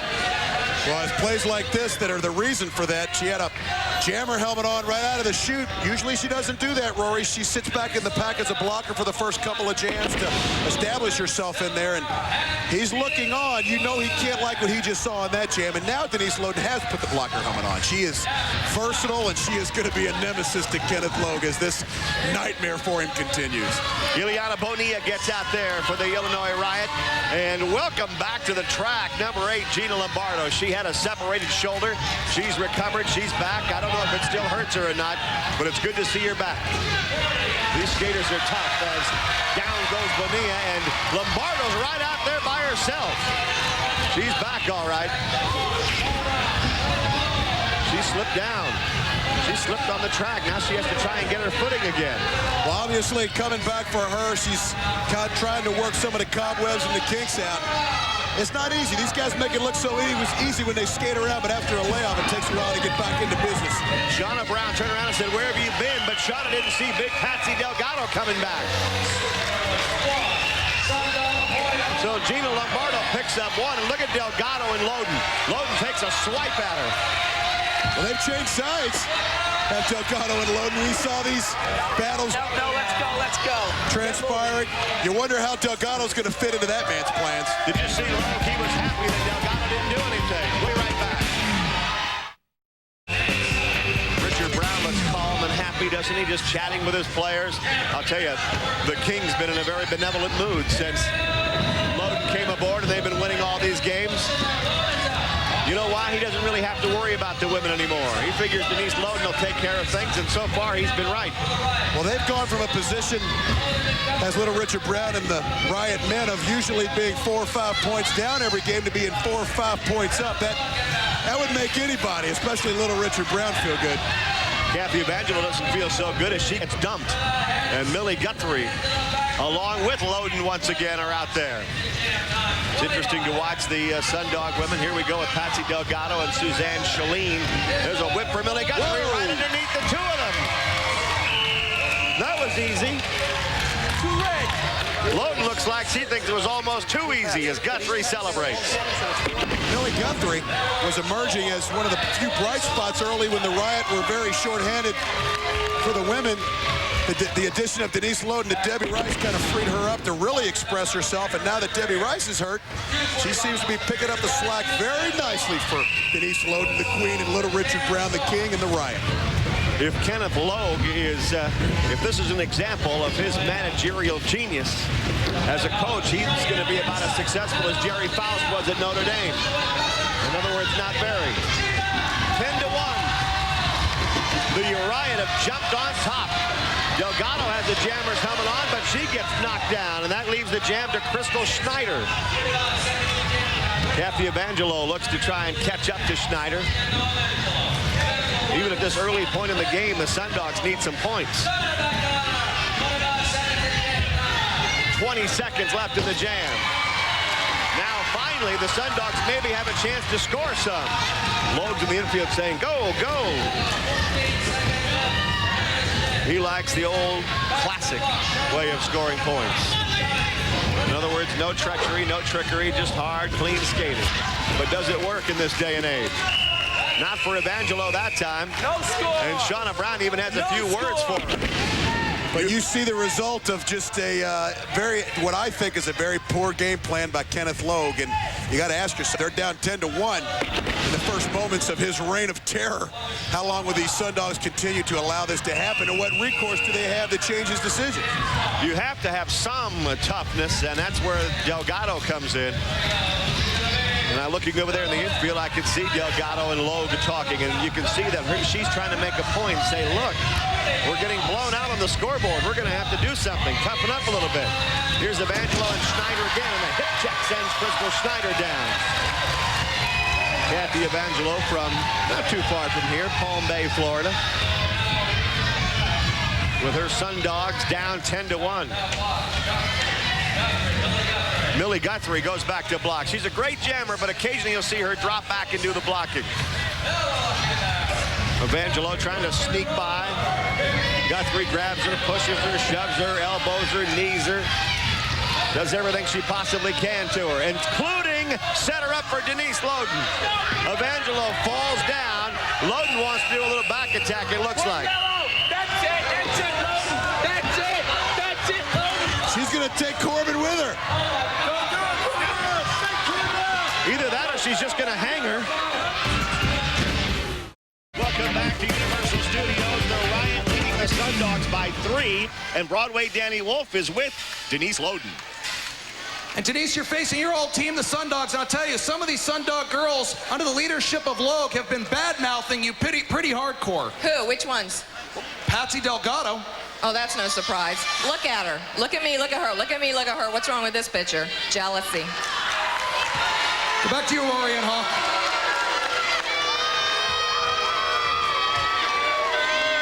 All right. Second half, third quarter, ready to go. The women are on the track. The Sundogs are trailing it 12-9, and they send Suzanne Chalene out after Crystal Schneider. Suzanne Chalene at the moment outnumbered, but now she's not. It's one-on-one. It's her and Norma Marshall, but down goes Norma Marshall, and Suzanne's done a great job on this jam. Well, and Posse Chalene, the second quarter was all his. It looks like the third quarter is all Suzanne. This might be the Chalene show. Wow. Shauna Brown goes right back to block against the Helsinki Flash. Suzanne Chalene. So far, Shauna Brown's done a pretty good job. Denise Loden's in weight. There she is, and look out. Suzanne, down she goes. Her former teammate, her former pal on the Sundogs. One yellow. Denise apparently doesn't care about that. She gives her a couple little slaps. Knock it off, knock it off. Get moving, get moving. And Suzanne Chalene is livid. I mean, remember, Rory, these two were actually partners in fashion earlier in the season when they were both wearing the gold ensemble for the Florida Sundogs. Well, those loyalties and kind words from days gone by, or long days gone by, as Suzanne Shalene just gets it from Denise Loden. Wow. Yeah, they were good friends at the time. But things change, times change, and when you're with the Illinois Riot, it's hard to have any friends other than the rest of your teammates. 12-10, they did give Suzanne Shalene 1 point, so the Sundogs are only down by 2. Kathy Evangelo and Gina Lombardo talking things over, and it didn't matter, did it? Millie Guthrie went right through them like a knife through butter. Well, and right there, Rory, I have to say that Kenneth Logue apparently has not been stressing contact in their practices. He wants to keep it clean. He wants to keep violence out of the game. But when you do that, you don't practice combating that kind of play, and you're seeing it in the play of these Sundog women. How do you coach a RollerJam team and not coach contact? There's some contact for Delgado. She makes contact with the track. One red. One red. Loden comes over, gives her a little sarcastic kiss as Delgado picks herself up. Let's go. Sean Corbin says, keep moving, Delgado. 1 point on that jam for the Riot, and it's 13-10. Riot leading it. And she is gaining more confidence every day, Rory, is Denise Loden for the Riot. When she was shackled with the Sundogs, she couldn't quite express herself. Of course, she was dating Sean Atkinson. She had a lot of strikes against her. Now she's free. She's the queen. She can just lay that throttle all the way open, and you are seeing the result of that freedom. She's just playing wonderfully. Suzanne Shalene's out there again, trying to get things going for the Sundogs. Obviously, the coach now, Kenneth Logue, has decided that the Shalenes are going to be his stars because they're out of a lot of jams. Both of them have a great look and a great skating style. Patsy Delgado waves her arm and says, come on, Suzanne, I'll help you through the pack. And she starts picking them off one by one. Shalene has gotten 1 point, now another one. Now she gets a third and a fourth. She got them all! The Sundogs have taken the lead. I can't believe it. Let's go. Suzanne goes by her ex-buddy Denise Loden and says, how do you like that? Well, she skated right by Kenneth Logue, who gave Suzanne Shalene a scowl. The play was great, but he did not appreciate her grandstanding here at the end. Suzanne Shalene comes through, great job, calls off the jam, but then she had some harsh words, a little bit of shouting match ensued with Denise Loden. Kenneth Logue says, hey, don't play that way, Suzanne Shalene. I think it was just enthusiasm. And the Sundogs lead this game 14-13 here in the third quarter. Who would have ever thought that when it was about 12-3 Riot? There goes Gina Lombardo back on the track. She separated her shoulder a couple of weeks ago, but it's hard to keep a good woman down. You know that, Hawk? I've been trying to keep good women down for a lot of years, Rory. Can hardly get that out, can you? They just run away from me. Millie Guthrie and Crystal Schneider now on the jam for the Riot. And Denise Loden says, come on, let's go. Let's get through this pack. Follow me, girls. Loden's going to set the whip. Up high goes one. Up high goes another one. Loden got them both through there. Four red. The referees confer. 4 red. 4 Riot points. And Logue doesn't like that because that was a clean play in which his team was just outplayed by the Riot. Well, he was very thrilled last jam until the words of Suzanne Shalene turned his smile upside down. You know what I think? The day he announced Lindsey Francis as the roller derby queen, when it was a complete, unadulterated lie, was the day he lost all credibility. Well, in my book, when he started telling Denise Loden to put clothes on, he lost credibility with me. Well, you've never said that to anybody. No way. I referenced my earlier trying to keep a good woman down and get beat up point. 17-14. The Riot are back in the lead. And here's one of my favorite skaters in this league. Millie Guthrie's out there. And Suzanne Shalene gets out again. Both of these skaters have tremendous speed. This will be the last jam of the women's period. And let's see which of these great combatants gets the best of this one. Shalene whacks Millie Guthrie and sends her down. Well, the absence of Debbie Rice is very evident for the Riot, Rory. They just don't have, although Millie Guthrie is fast, Suzanne Shalene would have no chance of outrunning Debbie Rice. And she's taking advantage of it now, although Denise Loden closes the door on her very quickly. Shalene got the point, but now look at Denise Loden. She never wants to come off the track when the period's over with. She's always working somebody over. Let her out, let her out, let her out, let her out. Where's she going? Oh, no. Get out of here. Patsy Delgado gets the bench right into the head.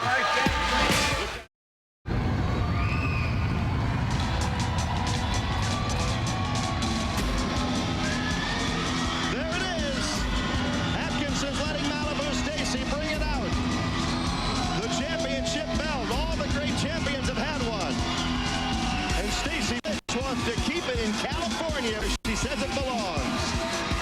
Kanamak agrees with that. Boy, Jamie ruffled a lot of feathers over the last couple of months, hasn't she? Yeah, you got that right. And you know, that belt looks good on those Quakes, doesn't it, Roy? They put that around that tiny little waist. Most things look good on these Quake women. They don't wear the Bod Squad uniforms anymore, but they'll always and forever be the... Welcome back to RollerJam Arena, everybody. Boy, there's a lot of excitement in the air. We're just about ready to go, and when we do, well, let me show you a contrast in styles on these two teams. On the one hand, for the California Quakes, you have Malibu's Stacy Blitch. She has blonde hair, she smiles, she's almost always in a good mood. Sunglasses look good, that blue uniform and that tan body. Wow. Now, on the other hand, it's just like the Queen of Darkness almost. It's the Hellcat Talisa Miller. Hardly ever smiles unless she's done something horrible to somebody, and then you might see her crack a big grin. But Talisa Miller is all business on the track, as both of these teams will be when this game gets started. The women are on the track. Let's talk about roller rules very quickly. There are 2 jammers per side. The jammers have the black helmets on. They'll try and jump out of that pack and lap members of the opposing team. For every member of the opposing team they lap, they pick up 1 point. It's that simple.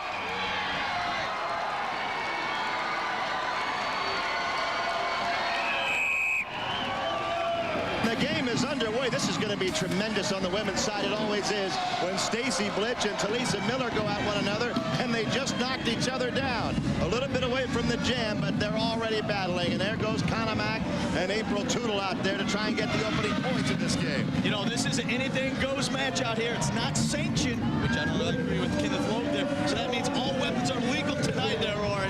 You agree with Kenneth Logue, huh? What about settling it on the track? Well, I don't want to. I agree about the not being sanctioned, but I'll tell you one thing. I wouldn't miss this match for the world. I sanctioned it. So did Atkinson. So did D'Amato, and they're the ones that count. Now the Hellcat picks up Kanamak and gets her in Blitz with one motion. Both of them off the track. Ooh, what a start to the game for the Hellcat. Atkinson's concerned. He goes over to check on Jamie Kanamak and Malibu Stacy. And meanwhile, Talisa Miller says, oh, too bad. She's yelling at one of the fans. Kanamak went over the rail like an out-of-control helicopter. Watch this, Roy. Incredible strength by the Hellcat. Look how she gets them both, too, with a little help from April Tootle, who threw Blitch in there. But they did get a couple of points. The points become a little bit more important in a game like this. 2-0. The Quakes lead it after 1 jam. And there they go again with the Hellcat, Talisa Miller grabbing the jammer's helmet and knocking down Cindy Zimmerman like it's nothing. She didn't even try and get out there and score points. She just wanted to do some more damage. Who would have thought the enforcers would be in this position? Missing Lindsey Franks, a key addition this year, Roy. And here they are for the title match. You're right. And now, April Tootle and Jamie Kanamak. And Kanamak knocks Tootle down. The blonde hair of April Tootle goes flying, and the other blonde with the pigtails, Kanamak, she's going to try and get by the Hellcat. She might need some help. Blitch glances over her shoulder. Malibu Stacy better do something or Kanamak's not going to get by. 15 seconds left in the jam. There's the back flip, and it's underneath. Blitch made a nice play, but Kanamak had to go into the infield to get through them, so she doesn't get any points. Wow, that's a blow in the championship game right now, not to pick up points. Every jam is so crucial tonight, Rory. Well, she had to go by in the infield because Blitch had just about murdered the Hellcat. Here's the big play by Stacy, but there was nowhere for Kanamak to go. Still, Stacy enjoyed it. Points or not. Hellcat looked like Pete Rose there, diving head first. She says, I got her twice. And here's the third and final jam of this first period. And this time, Blitz jumps out there with Brooke Sunderman. Sunderman grabs her by the hair and pulls her down. Oh, just yanked her down. And that leaves the same two jammers again, Conomac and Tootle. April Tootle's doing a lot of jamming with Lindsey Francis not here. Who knows where she is? Logue knows, but who knows where Logue is?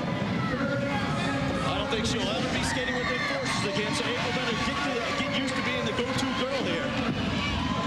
Never say never in this league. Brooke Sunderman back there to block against Conomac. So far doing a good job until she ran into Malibu Stacy. Oh my. What a play by Blitz, and she's going to give her some more. She says, I got her twice, too. And here comes the Hellcat to continue the fight. Wow. A roundhouse right that connected. Mike Tyson couldn't have thrown a better punch than that just did. That was vicious. We've been talking about this championship match. Let's go. And that was a championship right hand. And they're going to put her, if they can, back in the cage. She should be used to getting in that cage by now. She's hanging onto that goalpost to try and stay out of there. Referee D. Dixon drags her, kicking and screaming into that cage. You know who's not a happy man? You know that's Mark D'Amato. He always feels that his team gets treated unfairly. It's the Hellcat once again. Oh no, don't do this. Stacy Blitz is going to go in as well. They're going to be side by side in the cages. Boy, thank goodness they didn't put him in the same cage, huh? I don't think they both live.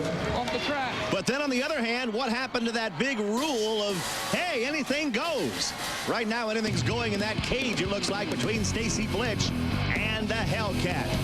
Stay right with us. Don't go away now. Plenty more RollerJam coming up. Hi, I'm Stacy Blitz from the California Quakes, and I'm here to rock your world.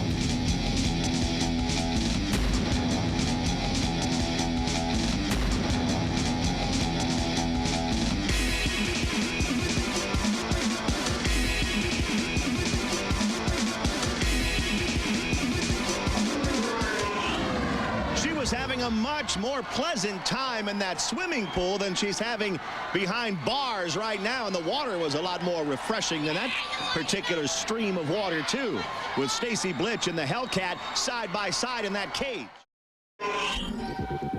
Lindsey Francis' inherent sex appeal led to her kidnapping at the hands of the moral authority. Poor Lindsey. She was cursed with a body that only a devil could love. And my goal is to smother the sex that flows from her ever-tanned skin. But de-sexing a bombshell like Lindsey is no easy task. That's why the Prophet hired renowned morality counselor Paul Chastity Costa to cleanse Miss Francis of her sensual ways. Just can't cover up Lindsey's problem. We need to get inside.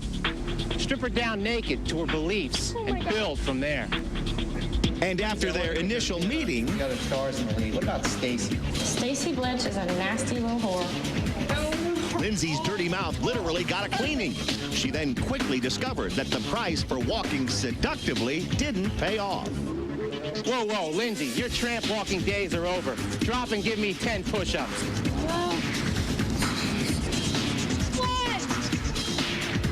Followed by an intense lesson on forbidden fruits, where licking your lips is definitely a no-no. Just stick it in your mouth, chew it, and swallow it like this. And do it again.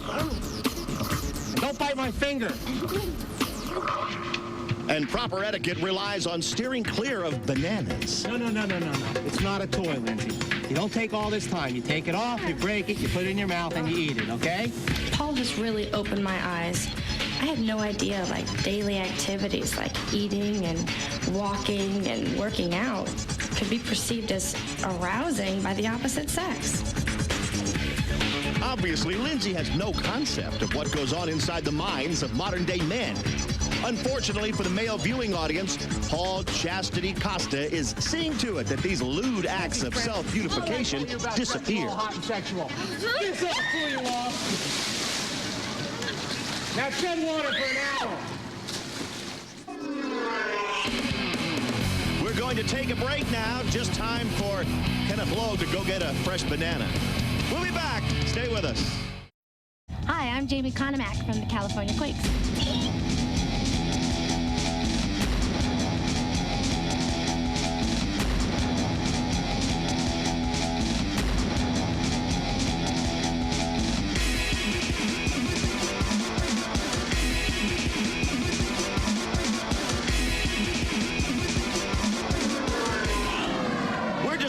For the second half of this championship match. And I'll tell you what, the championship is on the line here tonight, no matter what Mr. Kenneth Lowe has to say. As far as I'm concerned, where he sits is the cheap seats. Well, he's up there right now watching things happen. You were right, I think, last week when you said every great champion has a belt. You threw the Founders Cup away, and you and your brother, Mark D'Amato, agreed to go after this thing. Yeah, I think that a championship should be on the line at all times. If you're a true champion, you lay it on the line. That's what a champion does, and that's what the Quakes are all about. Now, Ack, you weren't fooled or tricked in any way by your brother into risking this belt, were you? No, not at all. The Quakes are a strong, strong team. We've been from the beginning. I have a lot of faith in my team, and I know one thing. We're a two-time champion, and we're about to take it again. Oh, man. Oh, talk about taking it. Jamie Conomack's taking it from the Hellcat right now, and over the rails she goes. I'll tell you something. That's going to hurt the Hack Attack watching that. That kills me. But when you got a girl like Talisa Miller, she is a strong, strong woman. I mean, we knew going in that she was going to be a tough opponent. And Conomack knows it for sure right now as she tries to get up. What about you? You went a little crazy there at the end of that first half. You hit yourself on the head a couple of times. You know how things get out there, Roy. Adrenaline starts pumping. And I tell you what, when you have big, nasty breathing on you all the time without a tic-tac, oh, daddy, I start to get a tingle. All right, we're still going here in the third period. The Jam is on with April Tootle and Cindy Zimmerman now. Hey, what about the scoreboard, though, Sean? It's 15-8 enforcers, and time's running out. Well, I tell you what, I got a great girls captain by Stacy Blitch, Janie Conomack. I tell you, I would not put anybody else's hand than those two girls. We are a winner, and they will prove it. Do you buy into the moral authority of Kenneth Lowe? No, I tell you what, Kenneth Lowe is, I believe, a very immoral man. And I tell you what, I don't know what's going to happen, but something's got to happen because he's run this league to hell. I agree 100% on that, what the Hack Attack said just then. Oh, really? I thought you were a big Lowe backer, and all of a sudden the Hack Attack's sitting here. What's up, bro? Change your tune. I don't know what you're talking about. What do you mean? I'm for the Hack Attack and the Go Quakes. Oh, yeah, right. Yeah, we'll see what you say later. Oh, there's another shot by the Hellcat, Talisa Miller, and now she's after Eliana Bonilla. She's going to cripple your women's team, Ack. See, this is what I don't like. Talisa Miller's a great skater, and to have her do these kind of antics since she got this Hellcat thing going on, I tell you what, she is getting a little demented. Man, she's skating right by you. See that look on her face? It's almost like she doesn't know where she is sometimes. I tell you what, I don't think she knows where she is. I think she's smelling too much catnip, if you know what I'm saying. There she is again. She takes that helmet off. You have to admit, Sean, nobody uses that helmet as a weapon better than Talisa. Talisa Miller, man, anything she can get her hands on. But that's what you do when you're fighting for a championship. You take all risk. You do anything to win it. It's part of the equipment out there. Act right. You take the helmet off, start bashing people. You have any strategy for the last period? I mean, you know, Washington's out there. You know, D'Amato's out there. They have a great jammer in Travis Wills. What are you going to do? You're behind by now 11 points. I have a great jamming core with Sloppy, Tom, and Brian. I think we're going to really turn around with Posse Shalene leading in. With me covering up the front, I think we're going to be able to keep the enforcers in tune, and we're going to be able to get some points. Don't you think you should be out there right now cheering your team on? You're in there chatting with us two guys. Yeah. I mean, come on, team players. This is what happens when you have a great team captain like Stacy. Yeah, you're not kidding. Yeah, she's super. You're not kidding. We're going to let you go down there now and get ready for the last period. Thanks for stopping by. I appreciate it. All right, good luck. Thanks for No, bro, you ain't in my team, bro. That's exactly right. How about that, Mark, huh? He knows. He's heard you telling everybody how great Logue is. Let's go, enforcers. The act wouldn't shake. Oh, I'll tell him you said that, too. 19-8. This is the final jam of the women's period, and now he was just talking about Blitch, and they're going to take care of Talisa Miller. Oh, Blitch and Conomack did it. Wow, no points scored on that jam. and they were able to rack up Jason Miller at the end of the period. Little 2-on-1 action there, Rory. Well, my young friend, there's 2-on-1, and then there's 2-on-1. Lindsey Francis and Stacy Blitch are my idea of a good one. Gee, he's a pleasant man, isn't he? Kenneth Logue certainly seems to be enjoying this game about as much as he ever enjoys anything, I think. How about Blitch and Conomac? Don't celebrate too much, though, Quakes. It's still 19-8 with only 1 period left to go. And also remember this. Don't turn your back on the Hellcat. Look out. We're coming right back.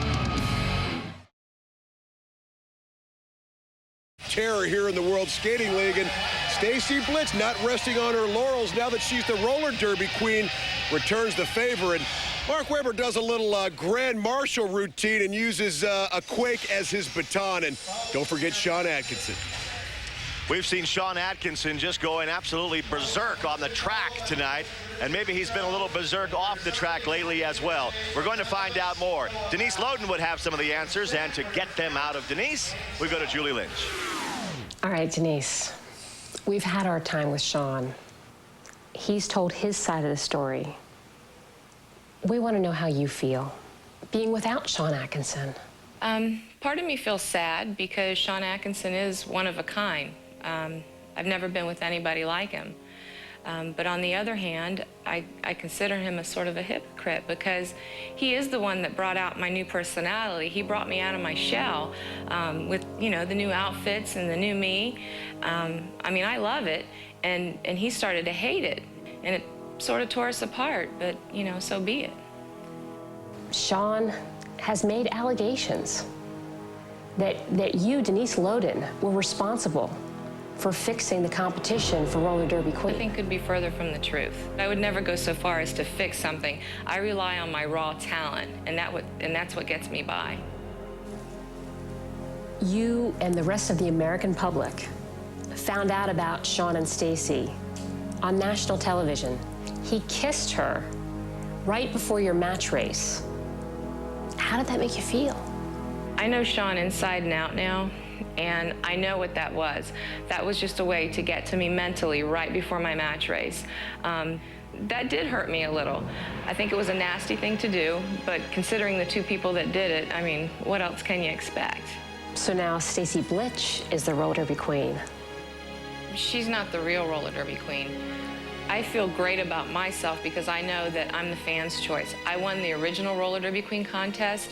I know in my heart that I did not rig that contest. I'm the true fans' choice, and that's what I care about is the fans. You're a woman without a team. You know what, Julie, though, I don't feel alone. I've never felt better about myself. It was like the weight of the world had been lifted off my shoulders to get off of that Sundog team. They didn't appreciate me. They didn't appreciate me or Debbie Rice. And I've said it before, I mean, they were invited to the same party we were. They just didn't show up, ever. Debbie and I aren't losers. Where do you go from here? I feel rejuvenated. I feel like I'm at the top of my game. When I go out there, the WSL's not gonna know what hit them this time. It's gonna be a whole new me. And this time, the sky's the limit. Well, we just listened to Denise Loden bare her soul, and the two people she was ripping are with me right now. Stacy Blitch, the roller derby queen, and, man, I guess her boyfriend, Sean Atkinson. Hey, we didn't say that. Well, everyone knows you're a couple now. Stop denying it, Atkinson. I'm gonna say, one of the things, I want you to comment about what she just said, what we heard Denise say. First, did you guys orchestrate this whole derby queen thing? No, not at all. I won it fair and square through hard work and dedication. Hey, she's just a dog. She's trying to dig up some bones, bro. You know, obviously, she wasn't satisfying him. When there's a job to be done, I get it done. Oh, come on. Well, then respond. Lastly, Denise said, we don't know whatever team she's going to end up on. We don't know right now, but that when she lands on a team, the first time she faces you... The team is called the Street Sluts. Next time she faces you, she's going to rip your hair and drag you through the track. We'll see what happens. She doesn't scare me. Rory and Hawk, back to you. Well, I don't know what town the Street Sluts would be headquartered in, but it's quite a name for a team, isn't it? Right up here. She can come hang out with us, Denise Loden, if you want to. Coming up, Stacy Blitch goes up against Shea Brown as the Quakes lead this game 10-6. The women are next. Stacey and Sean. And what about Denise? The beat goes on. Amy Craig is out there for the California Quakes, and Mindy Smith breaks out of the pack for the Dice, and they both go down in a heap together. Boy, they slide off the track, and that leaves Kim Hart for the Dice, Stacey Blitch for the Quakes, and Blitch goes to work, whacks her with the elbow in the back of the neck, and keeps on working on her. Well, now Hart has a hold of her hair there just for a second. Well, and Roy, right at the beginning of that jam, Kim Hart went right after the helmet of Stacey Blitch. Stacey Blitch many times prefers to have an unimpeded look at her hair and her face and everything else, but these guys are starting out right out of the chute in the third period, just beating on each other. Kim Hart got railed for her troubles. And now Blitch comes up to Shea Brown, who had that big first half for the Hot Dice. Blitch with that blonde hair flying. She is the roller derby queen at the moment. And Shea Brown rips a right elbow into her. Only 3 seconds left in the jam. Stacey can't get by her. Good job of blocking by Shea Brown, and some frustration shown by Stacey. Blitz pass. Although according to her, she's alleviated all of Sean's frustrations.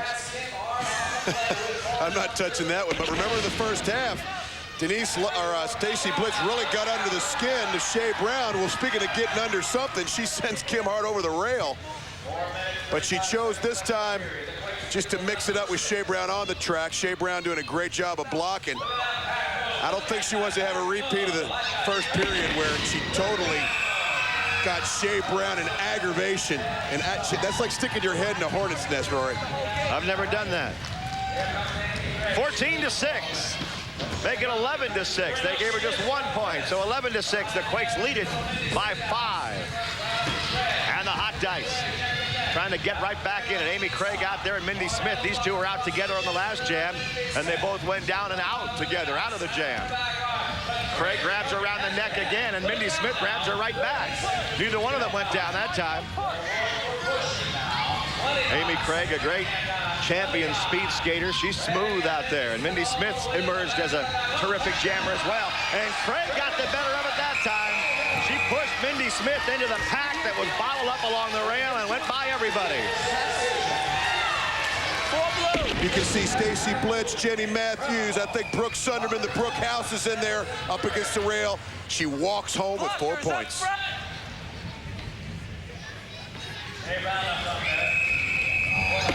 15-6. The California Quakes lead the Nevada Hot Dice. What do you want, Hart? I'm just saying, in Orlando, where time stands still. That makes good sense. I know. Jamie Conomack gets out there. She's one of the bod squad members for the California Quakes, but she's outnumbered. Not anymore. Now it's one-on-one, her and Kim Hart. And she gets Hart from behind and whacks her in the back of the neck. Well, Kim Hart's really having a rough go of it early. She came out early after the first jam after Stacey Blitch was dispensed of in short order. She kind of went to the smaller bod squatter, Jamie Conomack, and saw the same fate. Tough day for Kim Hart. Conomack, the pride of Chatsworth High School in California, up against Shea Brown. 20 feet, why you move it up? And Brown gives her a shot. Oh, backflip by Blitch. Knocks Shea Brown down as she gets up, and there goes Hart down again. Conomack gets the points, and Blitz gets the pose. Look at Kim Hart grabbed a hold of her ankle, but couldn't get her down. Get your helmet. Like she was trying to get, maybe adjust her back or something there. Maybe a little chiropractic rehabilitation going. The Quakes lead 16-6. Watch the backflip. Well, I think Shea Brown was just dumbfounded by the athletic ability. She all of a sudden she saw head, then skates, then head. The look on her face is like, what's going on here? Stacey Blitch, with her flair, always has a habit of doing things that shock people. Well, Shea Brown got caught on her heels because of that move, and you saw the result. Hear that little star on her cheek? That's the same exact spot where Sean Atkinson gave her a little kiss before the match race. Yeah. That she won. Yeah. 10-point lead for the Quakes. And here they go again. These two have been at it, Amy Craig and Mindy Smith. Craig for the Quakes in blue, Mindy Smith in the green and white of the Hot Dice. I'll tell you what, the Hot Dice need some points. They're down 10. And Mindy Smith just did the same thing to Craig that was done to her a minute ago. Pulled the pack together and went right on by. So Smith gets the points. Let's go, let's go, let's go. Move it, move it, move it. Well, last time I took my hat off to the blockers of the Quakes. This time I got to give it to the Hot Dice. Just see that little bit of dissension there. Brooke Sunderman and Stacy Blitch yelling at one another. They're teammates. Well, the Bod Squad is in disarray, but the blockers for the Hot Dice were not on this time. You see Shea Brown, Katie Cooper. I think Kim Hart's even in there. But Mindy Smith scoots right around. They call it the lift. Great job of the blockers of the Hot Dice. That tightens it up a little bit. 16-10. The Quakes lead it now. Time for one more jam in this women's period. Amy Craig has a Jammers helmet on again, but so does Stacy Blitch. So they'll try and get the Quakes going again on the scoreboard. It looks like Blitch is the one that's going to get out. She's up high on the track, and she sneaks through there. Gets by Shea Brown. Now gets a whip from Konomak, and she's on her way. Mindy Smith got out, though, for the Nevada Hot Dice. And now it's Stacy Blitch and Mindy Smith. Stacy Blitch, the roller derby queen, puts that formidable right knee up into the midsection, but it didn't take care of Smith. Either did that shot. She's getting a little frustrated. She's saying, get away from me. Let me go get my points. And one more time, I'll hit you and finally knock you down. Thrusts her right fist in the air in triumph, and now comes up to Katie Cooper. Cooper's happens to be the captain of this team, although she's a quiet captain. But she leads Stacy Blitch into Shea Brown, who just rolls her right off her back and chalks one up. Well, that's roll them moves. Shea Brown seems to like that move. She's used it twice today. And we'll be ready to roll disarray. The California Quakes squabbling amongst themselves. Well, and Jamie Konomak, who always has a smile on her face. That's the only time I've never seen her have a smile on her face. And look at the intensity in the face of Shea Brown as she helped bring home a victory, Rory. 24-23 the Dice. Stay with us. More Roller Jam coming up.